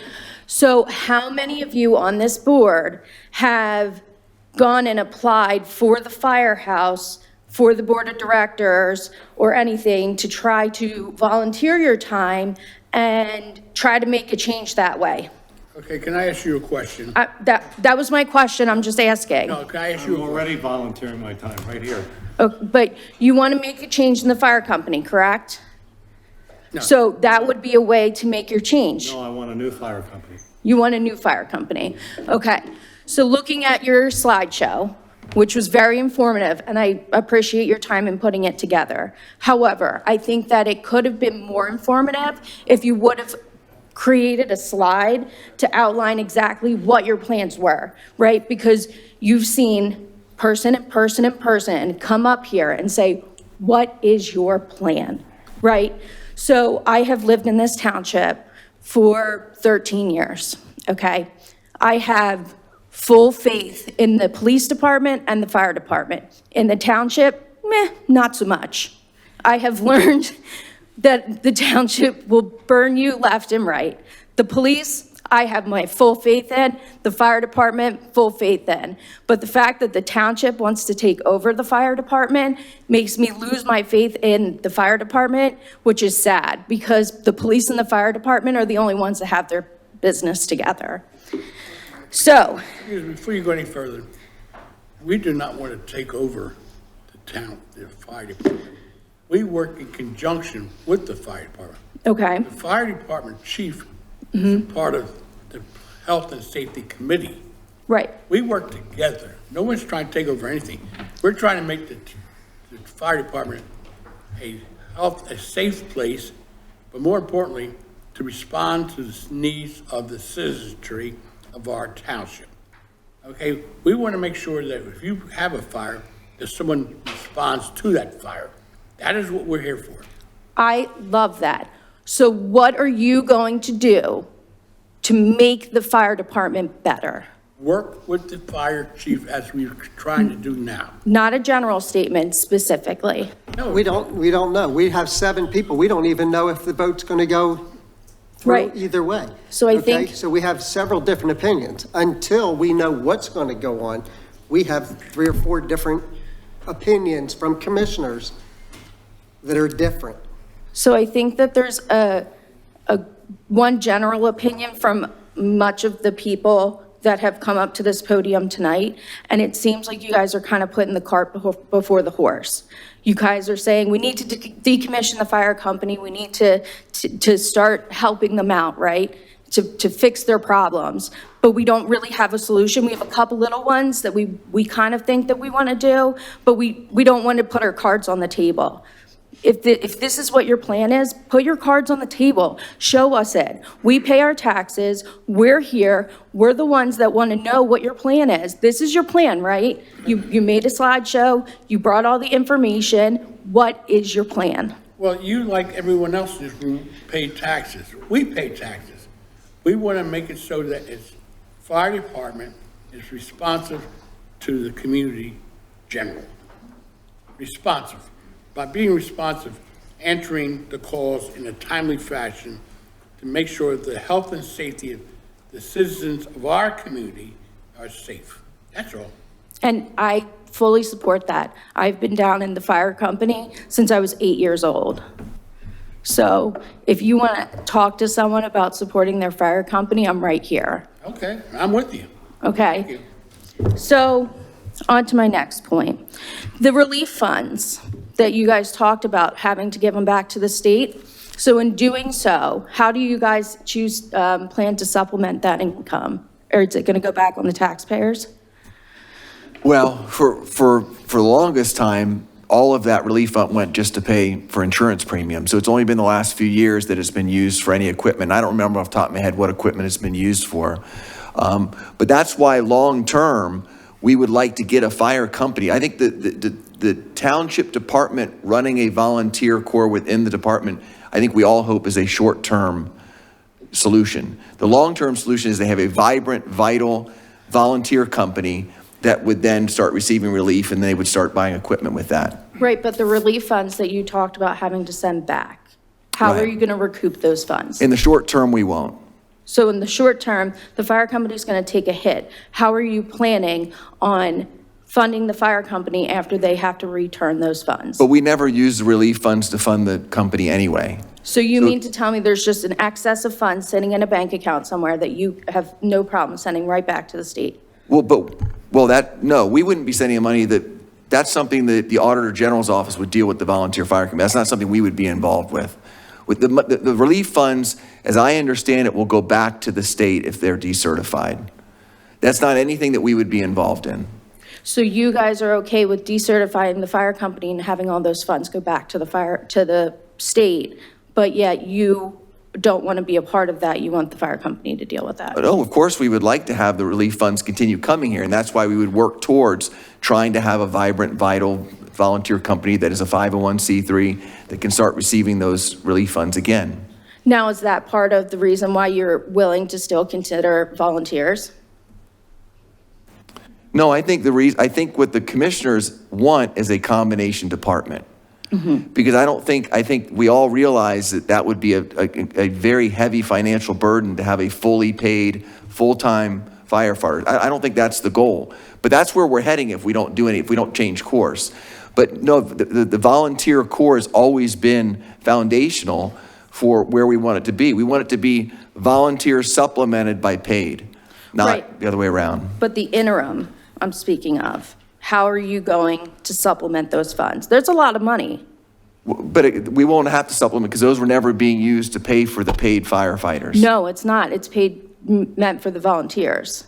You don't have volunteers. You don't get relief. Right. We don't get it either way. Right, but you have to send it back. We don't know. We don't know if that goes back.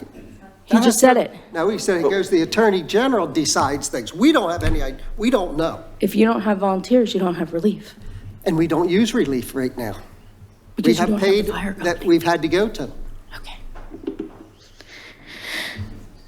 So these issues, if you would kindly bring up the slide, sir, Mr. Bates? No? What's that? The slide with all the issues. Can you tell me if those were issues with the volunteers or the paid? Oh, the comment, that one there? Yeah. The survey was done by Tom Sullivan of the volunteers. There were no paid that were So interviewed. none of these have anything to do with the paid. This is all strictly volunteer. Well, the comments are made by volunteers. There were no comments made by paid. But- Now, you're right. I think there's comments made by volunteers about the tension between the paid. paid and the volunteers. Okay. Is that what you're getting at? Yeah, so Yeah. there's no way to tell if this is volunteer to volunteer. They're just comments. All the comments are from volunteers. They're from volunteers, Yeah. but not necessarily in reference to all other volunteers. I think there's some that are reference about paid. They're all in reference to paid. No, I think most of those are all reference to the volunteer fire company. Okay, The vast majority, unless if it doesn't say anything about the paid, it's about the volunteer fire company. but that's all ifs. So like when this spreadsheet was made, it never specified if this was volunteer to volunteer or volunteer to paid. Well, I spoke to Tom Sullivan, who conducted the survey, and he told me what the data was saying. Okay. And so, did you guys ever reach out to the fire company to sit down and talk to them prior to this? I think one of the objectives was to hire a fire chief to have that connection, because we're not always down at the fire station. Right, but they hold monthly meetings, right? You guys could take one day a month, 1 month, right? And go down to a monthly meeting and hash things out, right? Are they open meetings? Are they advertised? I mean, The only time we've gone is when Chief? they've called us. monthly meetings? Do they advertise them? No, are they open? Do you invite people in? You would have to ask them. It's their organization. Remember, it's a separate organization. They have company business. Mr. Jones? That would be a question for the president in my mind.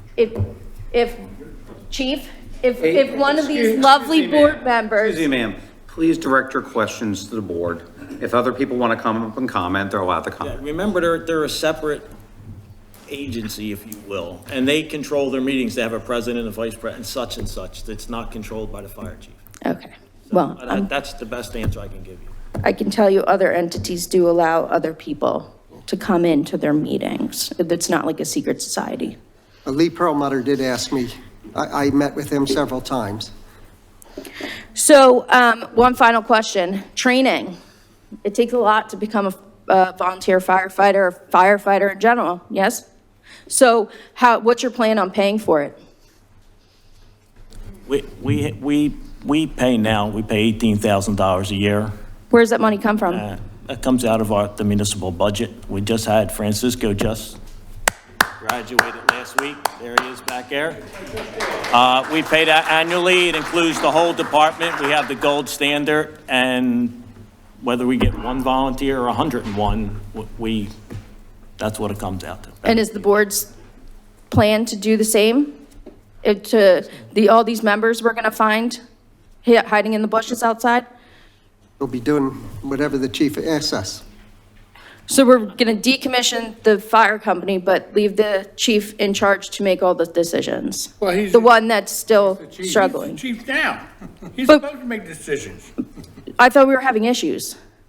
No, we have a chief. We're not having issues. No, we're having issues amongst other entities in the volunteer fire department. We recognize our chief as the chief. Now, that's where the problem is. Some of the folks in the volunteer don't recognize him. So then wouldn't it be best served to just talk to the volunteers like adults? Why wouldn't they go to the director? Anybody else in police, they go to the chief. They don't come to us. They go to the police chief. Instead of taking another person's toys out of their sandbox, why wouldn't you just talk to them like an adult? I said, I've met with them. Not in the recent few years. I said, Perlmutter for a while. But we were there, when we buy the Quint, we were there twice for that.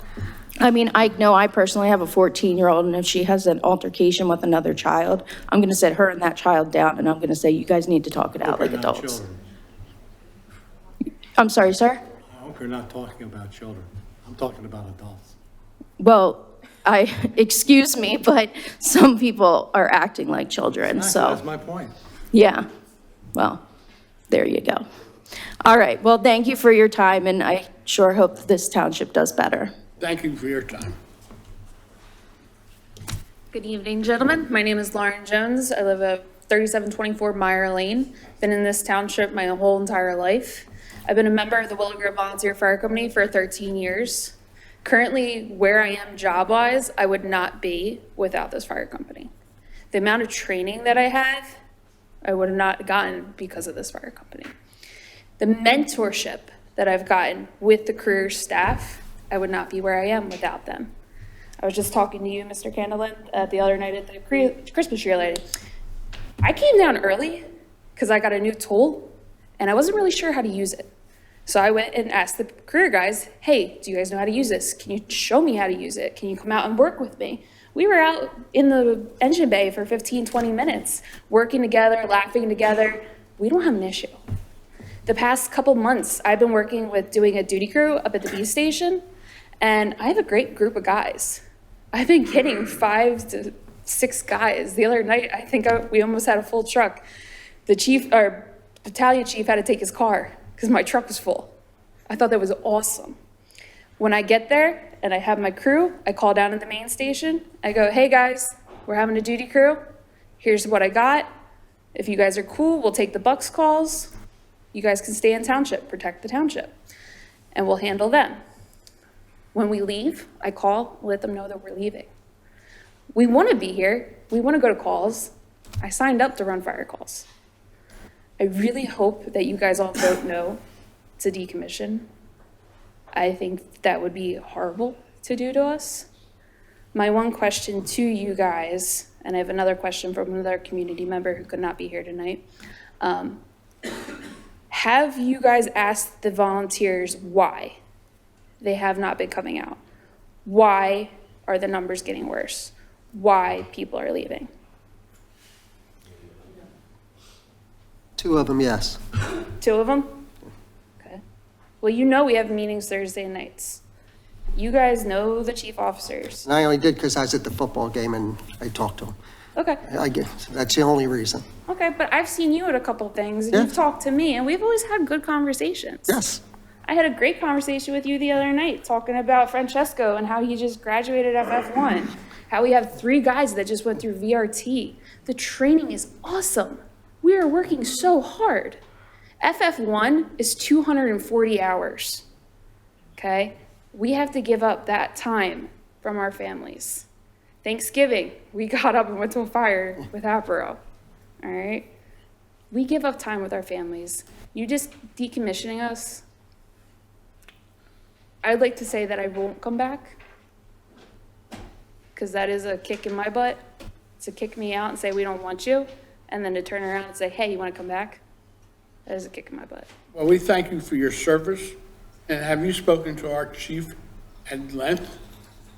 I have talked to him multiple times, a couple times, about different things. We talked about doing projects, team building exercises. Unfortunately, we never got to do them. I am a tech school teacher. I do team building with my students, and my kids love it. I work with high school students, and that is our biggest thing, team building. I wish that we could have had a training night Thursday night to do some team building. I would have loved to invite some of the paid guys to come out and work. I don't know a lot of them. I only know certain ones. So that's something that I wish could have happened. I wish that we could have worked more. I wish we could have invited you guys. There was years ago, I said I would love to have the commissioners come to one of our burns. Have you guys see what we do.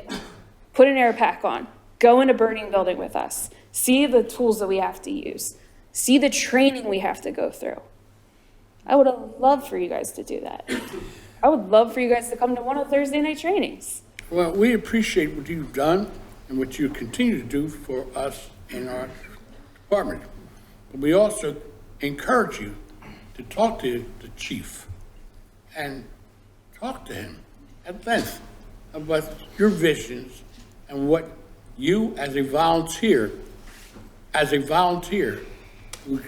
would help us shape this department even further. And I would love that. Thank you very much. Seriously, I would. I will say I did go to the training, and I realized I wouldn't have made it through the 2x4s that you guys were going through without the air packs. Yeah, it's hard. It's very, very hard. So, but I would, seriously, I would love for any of you to come to a training and get to see what we do. I really, truly would. You guys are under the same shirts we are, so you're covered. Hey, okay. My other question from a family member that could not be here tonight is, we all know how bad the township floods. And as of right now, the A station stays at the A station area, the B station covers the B station area. What is your plan if you guys go ahead and decertify us? Who's gonna cover the north end of the township? Because you know how bad this township floods. I don't think there's any plans on closing the station up near County Line Road. I mean, if that's So really then what how you're are you asking. gonna staff it? Well, I think the idea is if there's going to be an incident that we can actually foresee, we would separate out the staff, the personnel. So because you're right. Your when- truck of 3? I'm sorry? Of the truck of 3? Well, I would refer to details to Chief, but I think the concept is we still think those two stations are critically important to our response.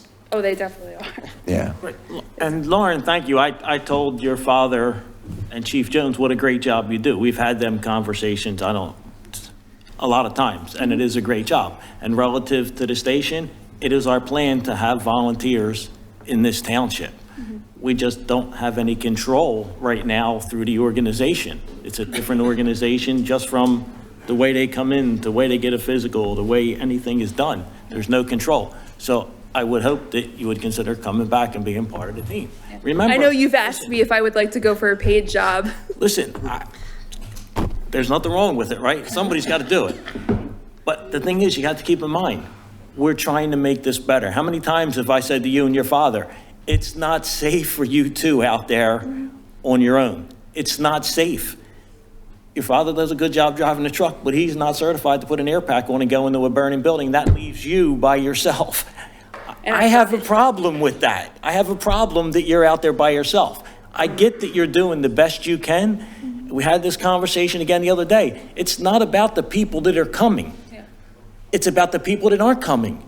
And why all this is going on and why we've done all this work and everything that everybody's saying is good, I haven't got one phone call for membership.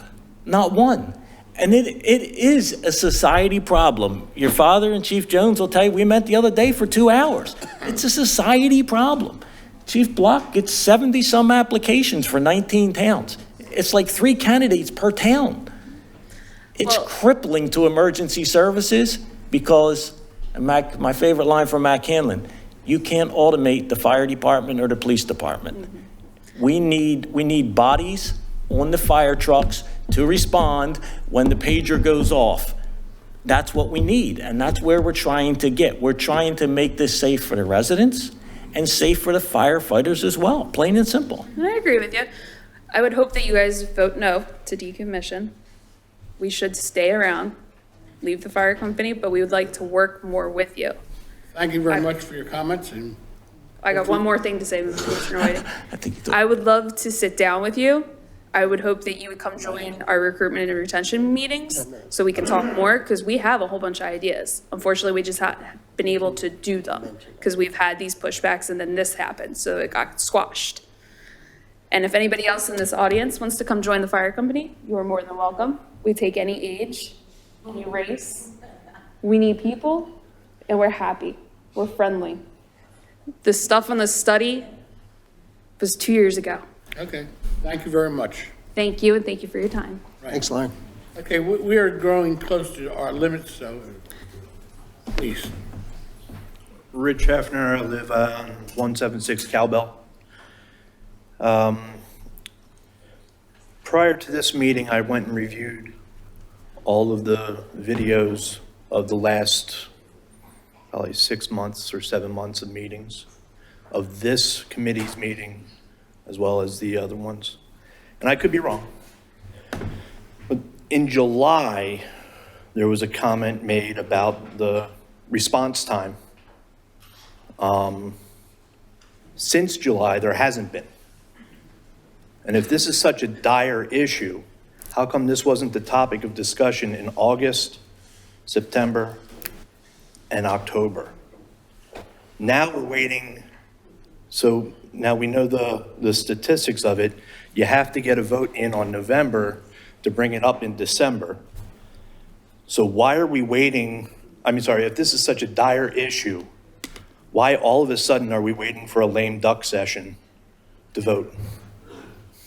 Why didn't we vote on this in August? The report's been out since 2021. This goes back to 2015. So why are we waiting It's until been- now, where it's a lame duck session? That I think it's just because we got a report, we were trying to figure things out, and we're trying to figure out how to make the township safer. Or are you trying to rush it through? The other thing, like I said, I met with Lee Perlmutter and other ones about, now, and there is a Wait, deceiving. you met with who from the fire department? The old Fire chief. company? The old chief, The old chief who passed away in what year? that, probably 5 years ago. So you haven't been there for 5 years. I have. You said you I've met been with the down chief there. 5 years ago. I'm saying there was a lot of discussion back then. And because some of it is a little deceptive, because the way how I look at it, you can't get a volunteer to a fire in 4 minutes, okay? You got to drive to the firehouse. You got to, so I understand that. I've done volunteer fire service for many But years. we've had it at 14 minutes years ago on a lot of them, and that's when the discussion started. So this isn't brand new, but So some why of are we it is waiting for a lame duck session then? that, We have 3 new commissioners that were just elected in. I have no idea what has ever gone on in Upper Moreland. So it's been going on for so long, why can't we bring them up to speed? That, Why are we, it seems really interesting that we're waiting until the very last second. call them and ask them what they feel. Why don't we let them talk about it because they were voted in? They can, they're not in yet, but they Right. can't be up here, but But they don't have a voice on it because they're not in the until same after voice you January. have. Correct. Yeah. But we're all of a sudden pushing it through. Just doesn't No, make sense. The problem has been so paramount that we have to decide. We've been pushing this can, as they said, down the road for years, okay? Now, as the public safety chair, I do not want a single life to be left in jeopardy because of something we didn't do, that we didn't do. So we got to do what's best for the community members and for the safety of our folks here. We're not trying to make a rash judgment. We're trying to bring all the parties involved to the table We discussed it, and now we're discuss it further tonight, and we'll discuss it again in December. You discussed it last July, but now we awaited August, September, and October to discuss it again. Every And if it's month. such a dire issue, why didn't we talk about it in August? Every month, the chief gives a report on the status of the response times of the service. Every month. And also, I should point out, for the last several months, we have been working with the volunteer fire to try and get an agreement that hopefully would be able to try and change that culture to accomplish what we were hoping to accomplish. So it's not like this has suddenly come up in October. This has been something the Sullivan report was 2 years ago. There's been a number of things going on over the last couple of years. It just so happens it's gotten to this point in the term of the elected officials. But it's been going on, work has been going on for years on this. But you didn't show them that report until 2 weeks ago. Right, but the issues in the report have been conveyed to them. But you didn't show them the report, though. And when they were asking for the report at the last meeting, we were told we couldn't have it. Okay, does everyone who asked for the report has a report? It's been seen? The report's now been seen. It's been seen. Right, but you guys have had this report since 2021. You have plenty of opportunity to focus on how to make the plan. And it just seems like it's not much of a working together, it seems like. And, you know, I'm just a citizen of Upper Moreland. As we all are. Yeah. We all are citizens of Upper Moreland. It's not us against you. Right. We are all citizens. We are all trying to work together. That's why we're here tonight. Just seems like it's rushed. It just seems like it's being very rushed to have a decision in a 1 month time to make a drastic decision that will affect the safety of everybody that lives in Upper Moreland. But you could also say, if we don't make a decision, how safe is the safety of the citizens in Upper Moreland? So when you go to certify to decommission, what's the time frame from vote to decommissioning? I think if an ordinance is adopted on the 4th, my understanding, it takes effect 5 days later. Okay, so after it gets voted on, because my vibe is it's already going to get voted on. So it's, I'm just voicing my concerns, but my vibe is that it's already going to get voted on. But that's my personal opinion. Once it gets voted on, we have 5 days, and now and you said there's 3 members that are running right now? Is that what your report said, or 6?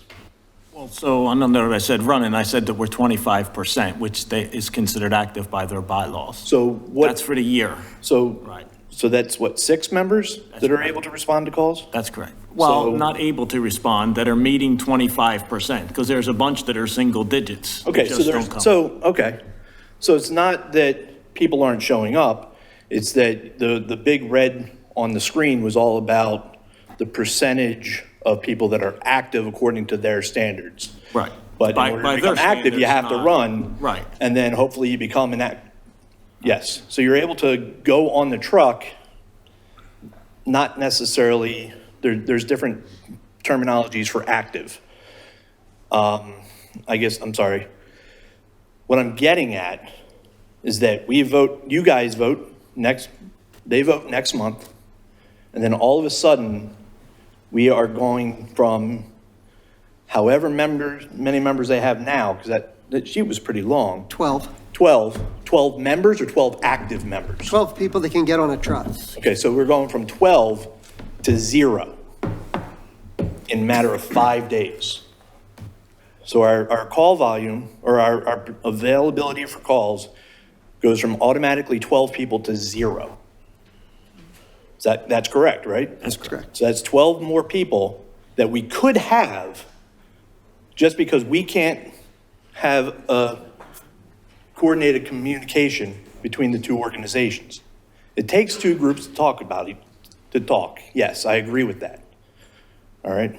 My next question is how much experience do you have at volunteer? 25 years. As a volunteer? That's correct. Well, thank you. And if it wasn't for my wife, it would be still going on. 37 years of marriage, she won. Thank you very much for your questions. I have a few more here. Bear with me for a second, but Mr. Whiting, part of my research, I also saw when you got sworn in, you had the scouts with you to, Okay, and, yeah. that's sacred ground. Now watch No, yourself. no, yeah, no. My shirt says Resca Falls on it. Go ahead. I was a volunteer with the Boy Scouts for many years, and still am. Go ahead. How many scouts would show up? I'm sorry? Eagle Scout. And I'm a life for life. I got my Okay. vigil and all that, Unami Lodge, all that fun stuff. That's good. Congratulations. So, but on a different note, and there is a relation, okay? If you're in a scout troop that doesn't go, that the camping trips get canceled on Friday afternoon consistently, are you gonna show up to the next scout camp meeting? Or are you gonna find another troop that allows the camping to happen consistently?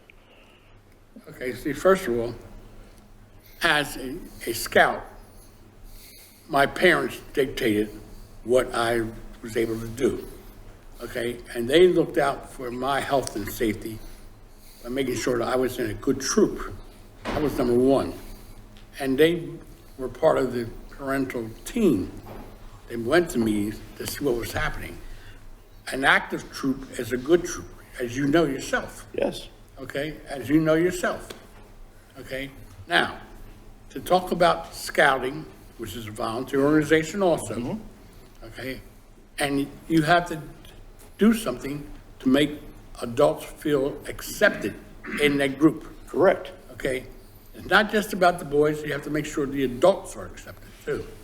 So if your son is an active member, then you reach out and make sure that the father becomes involved or the mother becomes involved. So it's a family effect. Any troop that I was involved with, you're not going to read about a toxic environment in that troop. And they're successful too, right? Okay, I would say so. We had over Yeah. 47 Eagles. Absolutely, that's great, Okay. that's great. So- So what I'm trying to relate it to is if I'm a volunteer, now I've been a volunteer firefighter for 6-7 years up in Berks County and up in Monroe County when I was in college. I cannot run with them for personal issues. Okay, are you involved in any in any of the Upper Moreland? No, No? no, I am currently not involved in, well, I help out with Upper Moreland Marching Unit.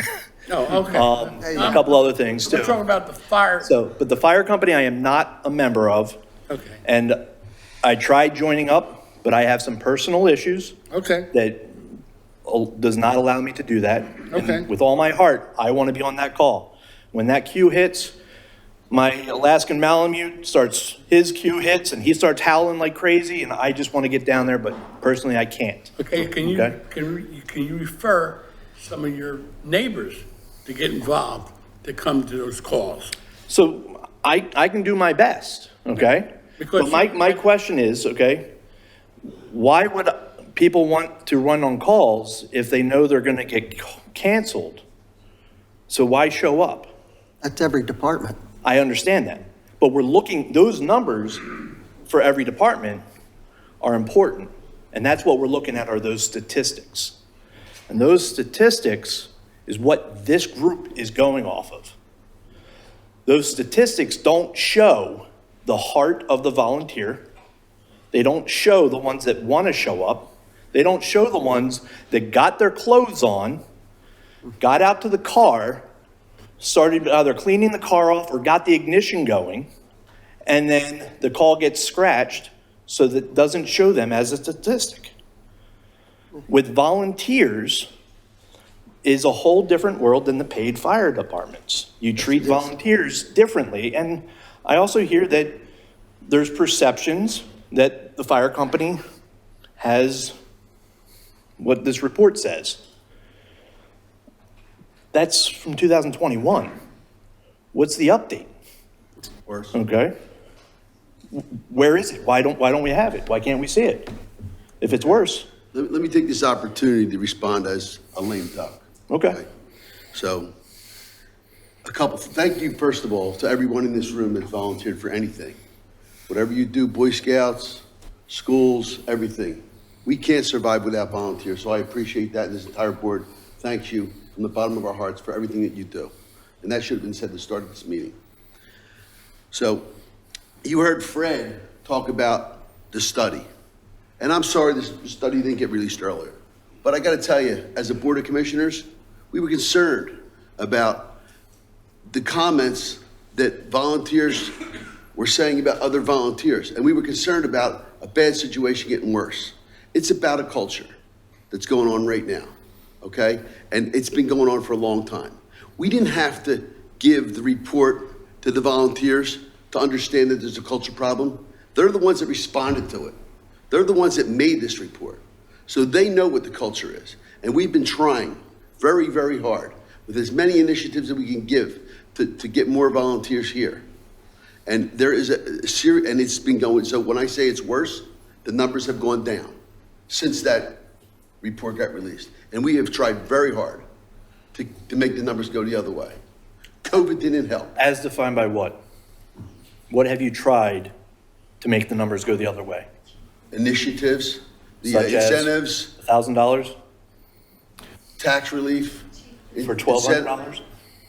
We hired a chief. We had tax incentives. We have stipends.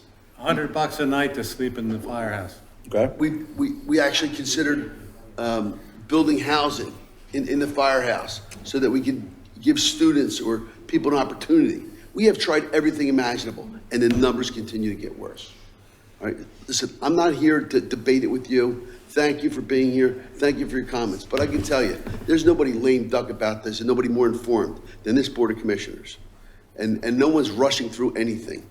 This is a long problem. And more meetings? people on this board, they can talk to you about the dissension amongst the volunteers that we don't want to air here, but they know. And we're trying to make it better. And we've never stopped trying to make it better. And it's come to a point where it's really bad. And I haven't decided how I'm voting yet. I see a lot of people here. I'd love to see a lot of people in a fire truck. On that note, and this is my last one, I hope. On that note of, you're taking, my big issue is the rapidness of this vote. Okay? It's not rapid at all.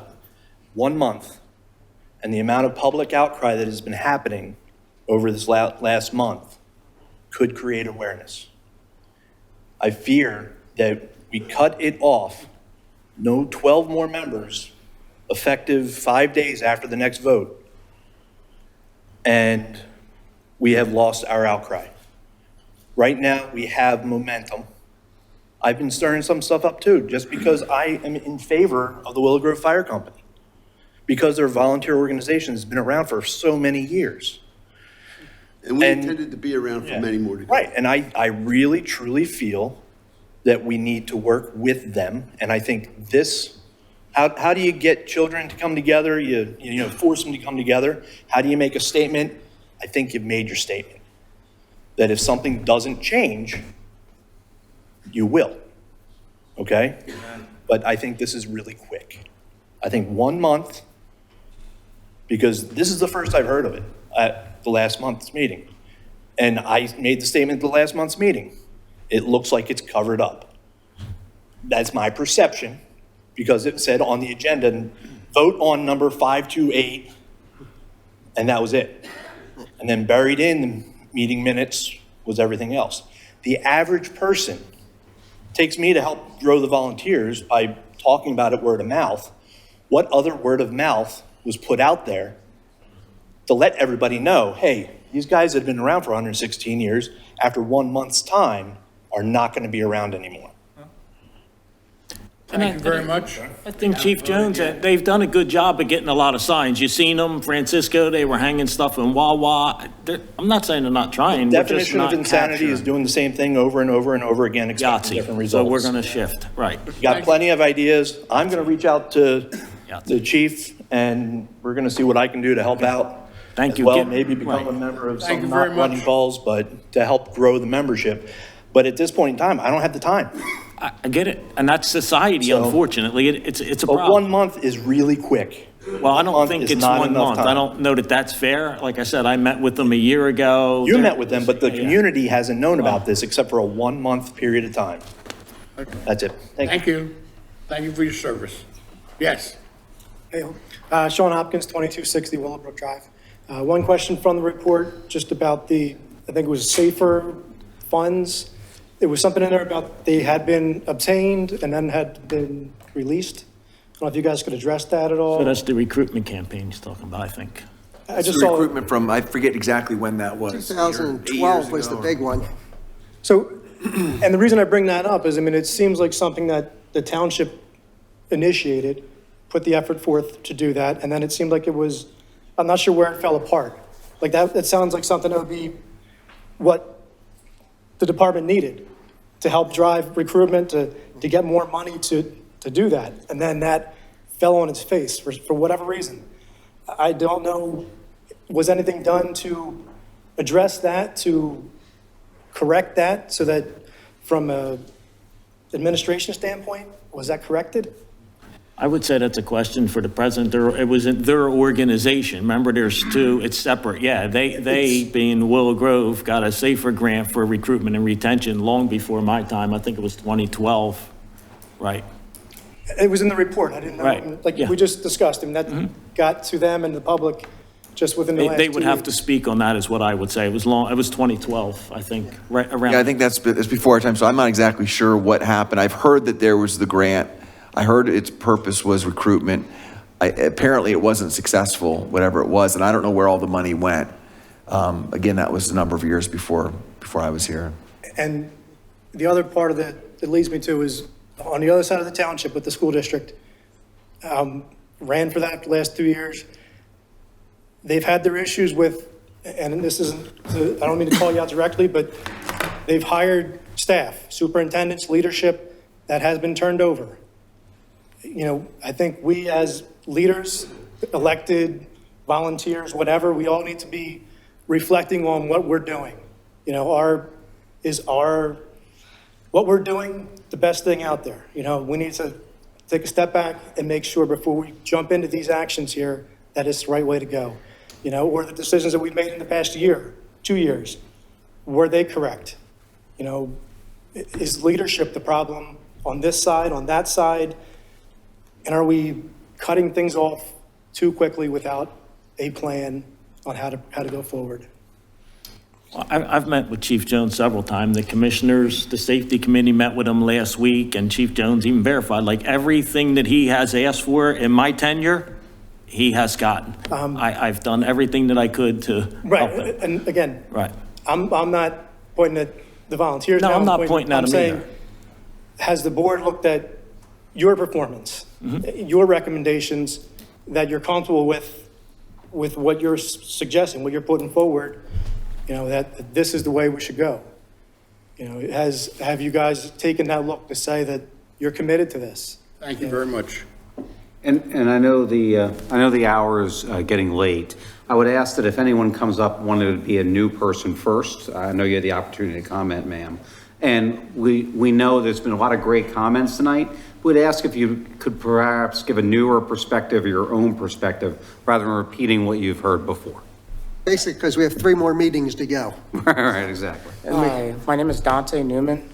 I'm a member of Willow Grove Fire Company. I've been for 11 years now. I'm probably the most active member there. Glassman and any volunteers could probably say that. I've been on pretty much every single call. Even a warmer stir call at 3 a.m. somehow got to the station for a house fire. And they were really happy with that because you had a 4th person in the truck. And I'm a volunteer. And I get along with the pay staff pretty good. They all love me. And I'm pretty much, everybody in the company likes me. I pretty much, when I first started, I wasn't the best. But now I'm like, where I'm at now, it wasn't because all these volunteers here, I wouldn't be where I'm at right now. Like, I love being a firefighter. I've been doing this for a very long time. I don't want to leave it. Like I said, I'm like the closest person to the station, right at the corner of Daysville Road and York. I'm the only one that gets to the station first, normally at the aid station. I love it. I don't want the volunteers to go anywhere at all. I did a lot of, I don't know, I just don't want to leave the volunteers. I love the volunteers. I love this organization. I saved a baby's life a couple of years ago. You guys recognized me for that. I don't know if you remember that. Yes. I helped tech alarmers on a call once. I randomly showed up for. It's just, I don't know. I think we get along with the paid staff, yes. Yes, we have problems with staff in the truck. Understand that it's hard because, yes, we all work. I work 12 hours a day, but we all work. That's the problem, mostly. Especially with the aid station, we rely on Bud. He's one of our drivers. That's the only driver we have. Yes, we understand we have problem with drivers, but we still somehow get 3 on the truck. There's literally 3 or 4 of us that still get on the truck. Yes, it's not constant. It might be 2 people, but we're still getting a truck out at a reasonable amount of time. And Glassman probably agrees with that. Yeah, I'm not arguing that.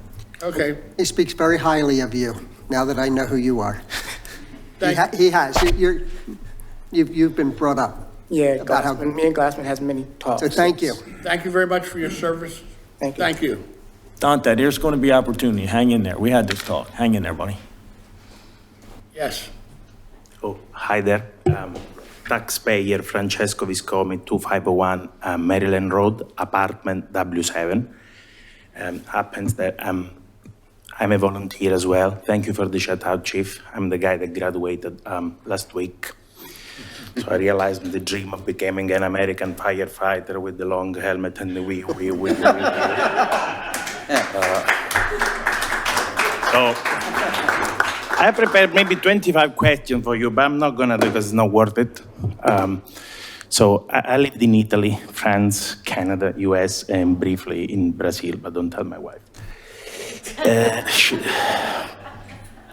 And I had zero respect for politicians, no matter what, so you don't make no exception. Anyway, earlier I heard that the volunteers will get $100 for sleeping at the fire station. Who said that? Where is written this policy? I read all the policies during training, all the policies the chief wrote. Never seen this. Well, you can because you're Fire 1 now. Right, you just graduated last week, but Ed O'Neill was doing it. He was really the only one. Mike Drennan comes from Cape May. He's in the Coast Guard. He does it. They're the only 2 that have. Oh, so I get paid to stay away from my wife for the night. What do I sign? What is the form? Yeah. Cheltenham just hired 5 of them that are staying at the station. Well, it's not the station, they have a house. Right. Okay. They just bought a house to do the same thing. Okay. They're volunteers. Right. Thank you for your service. No, wait, I'm not done. You speak all the time. That's my turn for once. Because I don't know how long I'm going to stay here. Second thing, I hear here the bad beef between the volunteers and the career people. I've never witnessed this, so maybe if you want to tell me in private your side of the story, I'd be happy to listen. Because I called this guy here my chief. I called the guy there my battalion chief. I called the old Italian man at the station my captain. I never heard of bad beef with the paid guys. They trained 50% of me, so I owe them 50% of my Fire 1. It was my captain, paid guy, to handle the diploma that day at the college. So what's the story here? There is beef, volunteers, paid guy. What's that? Answers. I'm paid your salary. Want your answers? It's in the study. It was no, you, before Chief. I have nothing against you. You know that. I'm trying to fix it and make it better. Thank you for your service. You know, people talk about term limits. Sorry, I'm dead. Term limits. Okay. And 3 of us are leaving. I'll be here for another 2 years, but after that, I probably won't be, or I'll be voted out, okay? Well, what term limits are there for the volunteer fire department? When do they vote? When do they vote their officers in? That's a rhetorical question. Listen, I'm an immigrant. My property of language is limited. What's a term limit? This thing that's plain. I'm sorry, I Term don't. limits. This question. Yeah. Term What does it mean? Oh, a lot of people say, this guy is so terrible, he shouldn't be allowed to, serve more than 4 years. There ought to be a limit, like the president. The president can only serve 2 terms. And one idea is that no politician should be able to be elected over and over, right? So, yeah. And people say to me, I'll see you on election day and all that. Okay, that's how it is. But I don't understand what happens in the volunteer, in a nonprofit company. And how come they have the same officers for years and years and years, and they're young people, there aren't young people moving up? I don't know. But I'll be Ask them. Call them, have a meeting. The door is always open. At the station, knock, knock, somebody opens. Thank you very much. Sorry. Yes. I have 2 more questions. One. Wait, you were up here before? Yes, I do. Okay, well, we want new questions right now, Well, please. all right. Because the evening, I'm sorry. The Well, evening- I have 2 more questions that I would like answered tonight. Well, you know what, if we have time, because we have 2 more meetings after this one. 2 more meetings, and these Questions people. are very important. That's why. Every question was Let everybody who important. hasn't I'm spoken. not saying they can't go ahead of me. But Okay, I'd like well- to get my questions in, Mr. Whiting. Okay, we'll see if we can do it. I'm Dave Ferlaney, 520 Schoolhouse Lane, Ward 1. I read most of the report, and most of it, at least in my mind, was the toxic environment between the paids and the non-paids. I know you brought up training, you tried to get people together with training, but has anybody considered like bringing a facilitator in to try to bring these people together? A paid facilitator, professional facilitator. I see one bobbing. More or none? That's why it was brought So in. you're talking about training? No, bring somebody in like a negotiator, specifically like what do you? specifically to talk about the cultures and how they got to brought together. Team building? Yeah, well, not team building. Really sit down with somebody. I don't want somebody going out there and throwing hula hoops and everybody feeling good. No, I've worked in banks where mergers and cultures have to be dealt with, and executives are brought into these meetings, and they're sat down, and they said, this is what you people here's your problems, how you gonna work it through? Now, maybe it's that far gone and you guys I'm not saying you guys made the decision already, but instead of closing this down and then trying to start up a whole new volunteer area, I would think that at least looking at that meeting, one of the first things I would have done was bring somebody in truly, not team building, really sit down and say, somebody who specialized with culture. Part of the report actually said the chief should be hired that worked with a combined company. Were you part of that? 25 years, yeah. Okay, 25 years, it was a combined company. Correct. And during the 25 years, was there difficulty or was it always good? Oh, sure, it's like a family. Any of the firefighters will tell you it's a family. Sure, there's hiccups and. Well, yeah, arguments, okay. right. So you were never in a troubled department that was brought in? Not relative to what the you report managed said. your department well for 25 years and it really wasn't troubled. It wasn't necessarily my department. This meetings, well, I don't care if it was your... Yeah, I'm just saying, I was a member of your it. problem or not. Right, I was a member of it. But there's a problem. And saying that that you're going to bring these people together with throwing hula hoops and some training, I don't think it's there. And I think maybe you should look at another avenue before you pull the trigger. That's all I'm saying. Thank you very much. Thank you.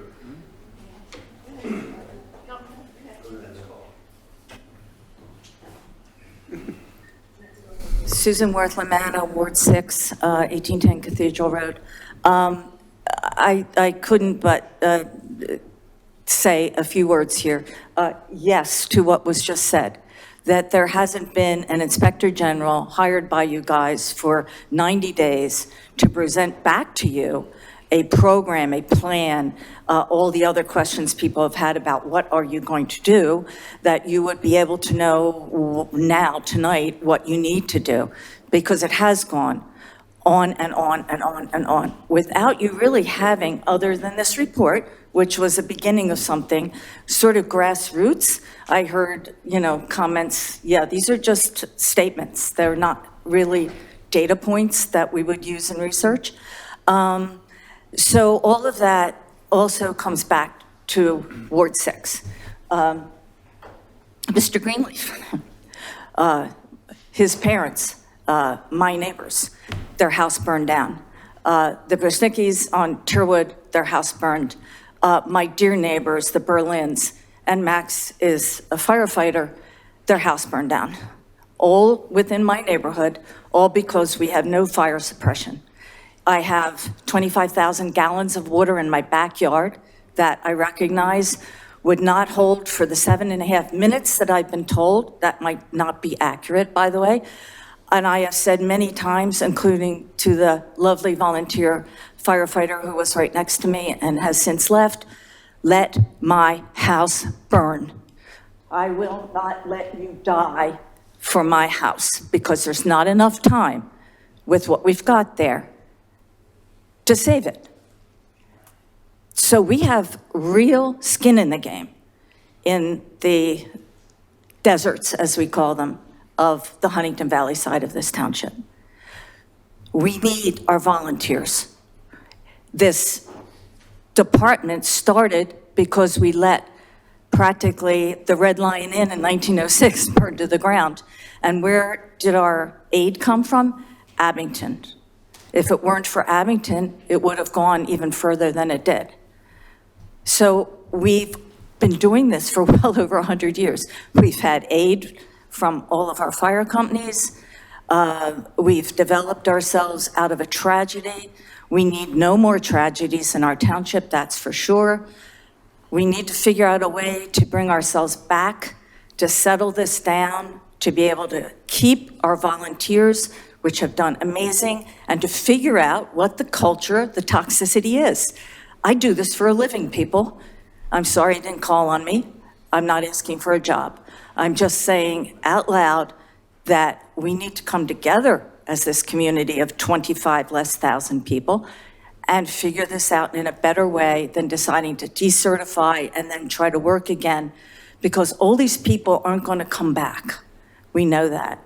And some of them, we really do need, Chief, to be here with us, because if this all goes through on the 4th, I'll let my house burn for Christmas rather than put any of their lives at risk, because that's what it'll look like. And if we need TVs up in our fire department so you can see who's coming, to the point of a gentleman, then we need that. That sounds like a simple thing to do, frankly. I'm not tech savvy in every way, but I know how to figure that one out. I don't know what specifically is, but I know that you need more information before you all make the decision. Thank you for letting me speak. Thank you.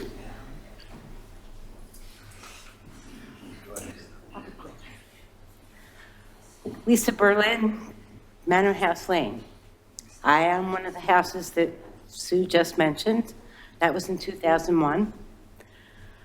What's the downside to putting off the decertification?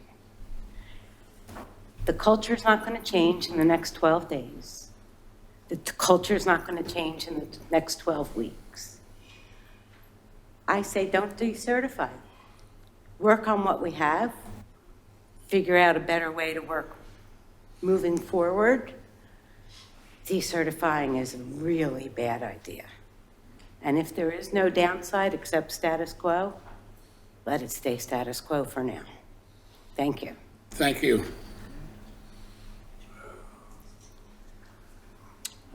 Good evening. My name is Rick Hostevet.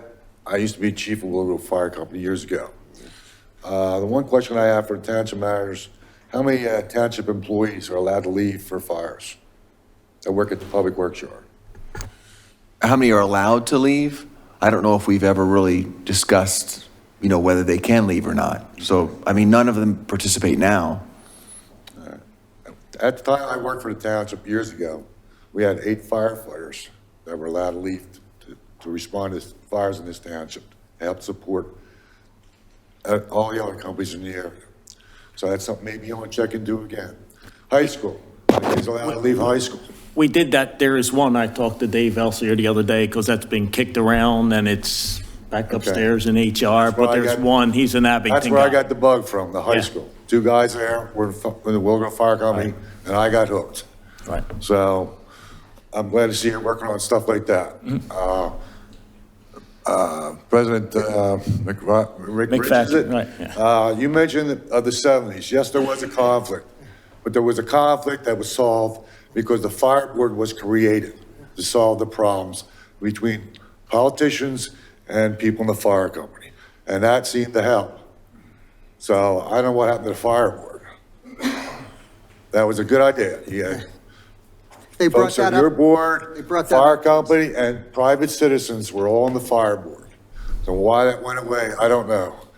So maybe that's why we shouldn't have the problems we have right now if we still had a fire board. And they brought that up to us last week. Yeah, I was here last week too. No, in a meeting with them. Yeah. So. Oh, for that meeting, right. So that's all I want to say. You're going to there is rotation in the fire officers as long as they meet the criteria of the fire department. And a lot of guys don't want to be chief anymore. That's simple as that. And it's tough with the hours they're telling me now they have to do. And then you got a family. And once you get the family, then you lose interest in the fire department. As simple as that. So there's a lot of things here that goes on in the fire company. I had guys come after me, why'd you do this in the fire grounds? It is what it is. You're gonna have that, guys. But you gotta treat them nicely. I agree with you there. So I don't know where all this stuff came from. But anyway, thank you all for your time. Thank you very much. Thank you for the years back then. I remember you. Hi. Yes, I do. I was positive. Mr. Schultz Senior used to let me go down the fire pole back then. Oh, yeah. Don't do that anymore.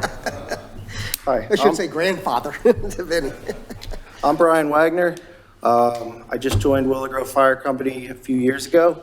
I actually live in Abington Township, right across 63 at 1943 Preston Ave. And I'm hoping to bring maybe a constructive question to you guys about the fire company. When it comes to incentives, you keep saying, we tried this, we tried that, and every one of them, it seems like, is monetary. Have you ever thought that maybe what draws the volunteers out is not necessarily money? Yes. Because as an Abington resident, I could join Roslyn, but with how close Willow Grove Fire Company is to me, I wanted to donate my time here, quicker response time, and I wanted to donate my time to the community. The stipend was nice, but I honestly didn't want it. Like, I took it because I didn't see how I could take it, but I didn't want it. I mean, I guess I could have refused it. I don't know. But just a quick question, like, we're focusing on monetary incentives. Maybe we need to focus on other incentives like community involvement and, the feeling. And these are some strong words up here. I haven't seen any of that in my few years so far. I'm just one person with the whole monetary thing. Maybe monetary does incentivize other people. So I'm just one person, but I just wanted to ask that question to see if maybe you guys had thought about any non-monetary incentives. I'll ask you, because I have asked everybody at the B station when they had their fire night and all that stuff a couple years ago, and even paid down the other end. And I've said it for years. What can the board do inside the fire? They've taken away the insurance companies, taken away the pole, they've taken away the exercise equipment. And I said, I'm willing to fight for that. Is it Nintendo's? You're saying exactly what I ask. And since you're a young one, we'd like to hear from you. What is a reason that you might hang out down there like they used to? Fun. Ham dinners. If it's not a fun environment, if you're not enjoying firefighting, like, those are the two things for me, the love of firefighting and the contribution to community. So without those two things, I probably won't be here. So, I mean, Willow Grove's closer than Roslyn. Technically, I live in Roslyn. So if you guys decertify the volunteers here at Willow Grove, I'm not going to be getting that emotional connection to the community. You know, Chief says there's going to be volunteers, but it's not going to be the same thing. So for me, like I said, I'm just one person, but that takes away the emotional connection to community and people you interact with every day. And I know you say you're going to be drawing from community members if you can, but just take me as an example. Like, you're probably going to lose me to Roslyn. It's a farther response for me, but... Again, do you see anything that we could do in the firehouses? I mean, video games is not really my thing. You know? I'm getting that from everybody. They have no... How about firefighting? The connection with other people on firefighting, like... You know, I get it, everybody's different. Like I said, I'm just one person, but I've asked for me... Well, the chief wasn't here. I asked for the fire company to tug of war at the, whatchamacallit, the community day against the police and stuff. More community events would definitely be helpful for me, but like I said, it's a combination, you know, community involvement and, you know. Okay. Thank you very much, and thank you for your service. Sure. We hope you don't make that ride to Roslyn. I'll make it really quick, I promise. Last person. 2 questions. One, if we do build this volunteer fire company up, and then you want to get the funds for it, right? The, whatever they're called, the funds from the state. Who is going to control those funds? Who will what? Who will control the funds for the volunteer It's fire a board, department? it's a board. It's their board. The township No, doesn't. I'm saying if we decertify these guys and build a new one, The membership, guys were the membership would have to elect the board. so you're saying, okay, a new one, it would have to be the board member that controls those Yeah, funds? the township doesn't control it. We are not allowed. All right, well, and then my other question was actually to Mr. Canlon. You mentioned a little while ago in response to someone that, where was it? You've been trying to work on an agreement, but it fell apart. What agreement are you talking about? What fell apart? It was a service agreement. Many communities around Pennsylvania, really around the country that have volunteer companies will have a service agreement that establishes the expectations. Is that between the fire chief and the volunteers? Is that what it is? It's between the township and the volunteer fire company. And how did it fall apart? Like, what was this agreement? There was a lot of details, but we took the agreement from a number of jurisdictions that are in our area. We plugged them in there, and there were some provisions in there the volunteers were not comfortable with. Okay. Are you willing to share those provisions? Well, I think some of it had to do with the financial accountability, reporting on what their budget is, how they're spending their money, those kinds of things. We were not, the objective was not to take over the money, it was to have transparency and understand how the money was being spent. Okay. All right. Can't you also get that information from the state, though? I'm sorry? Can't you also get that information? They have to report all the financials to the state. Can't you also get that from the state? They have to report, they have to do an audit, which is not really the information you're looking for. But I mean, but again, this is one of those indicative, we've got to work together. We shouldn't have to go through the state to get a budget. True. So it's, But what they return to the state is not a budget, it's an audit. So anyway, so that was really the objective. Thank you. Okay, thank you. Excuse me, Commissioner White, Had your chance. if I may.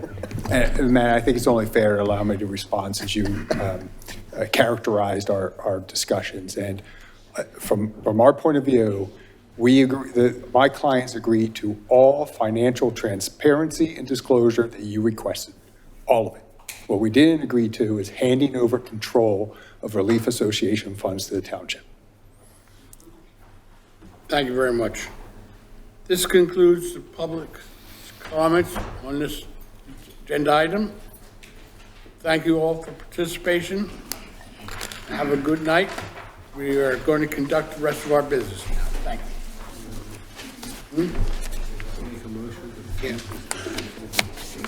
Now, By the end of the whole meeting. we'll make a motion. We'll do it at the end of the meeting. On end of ours.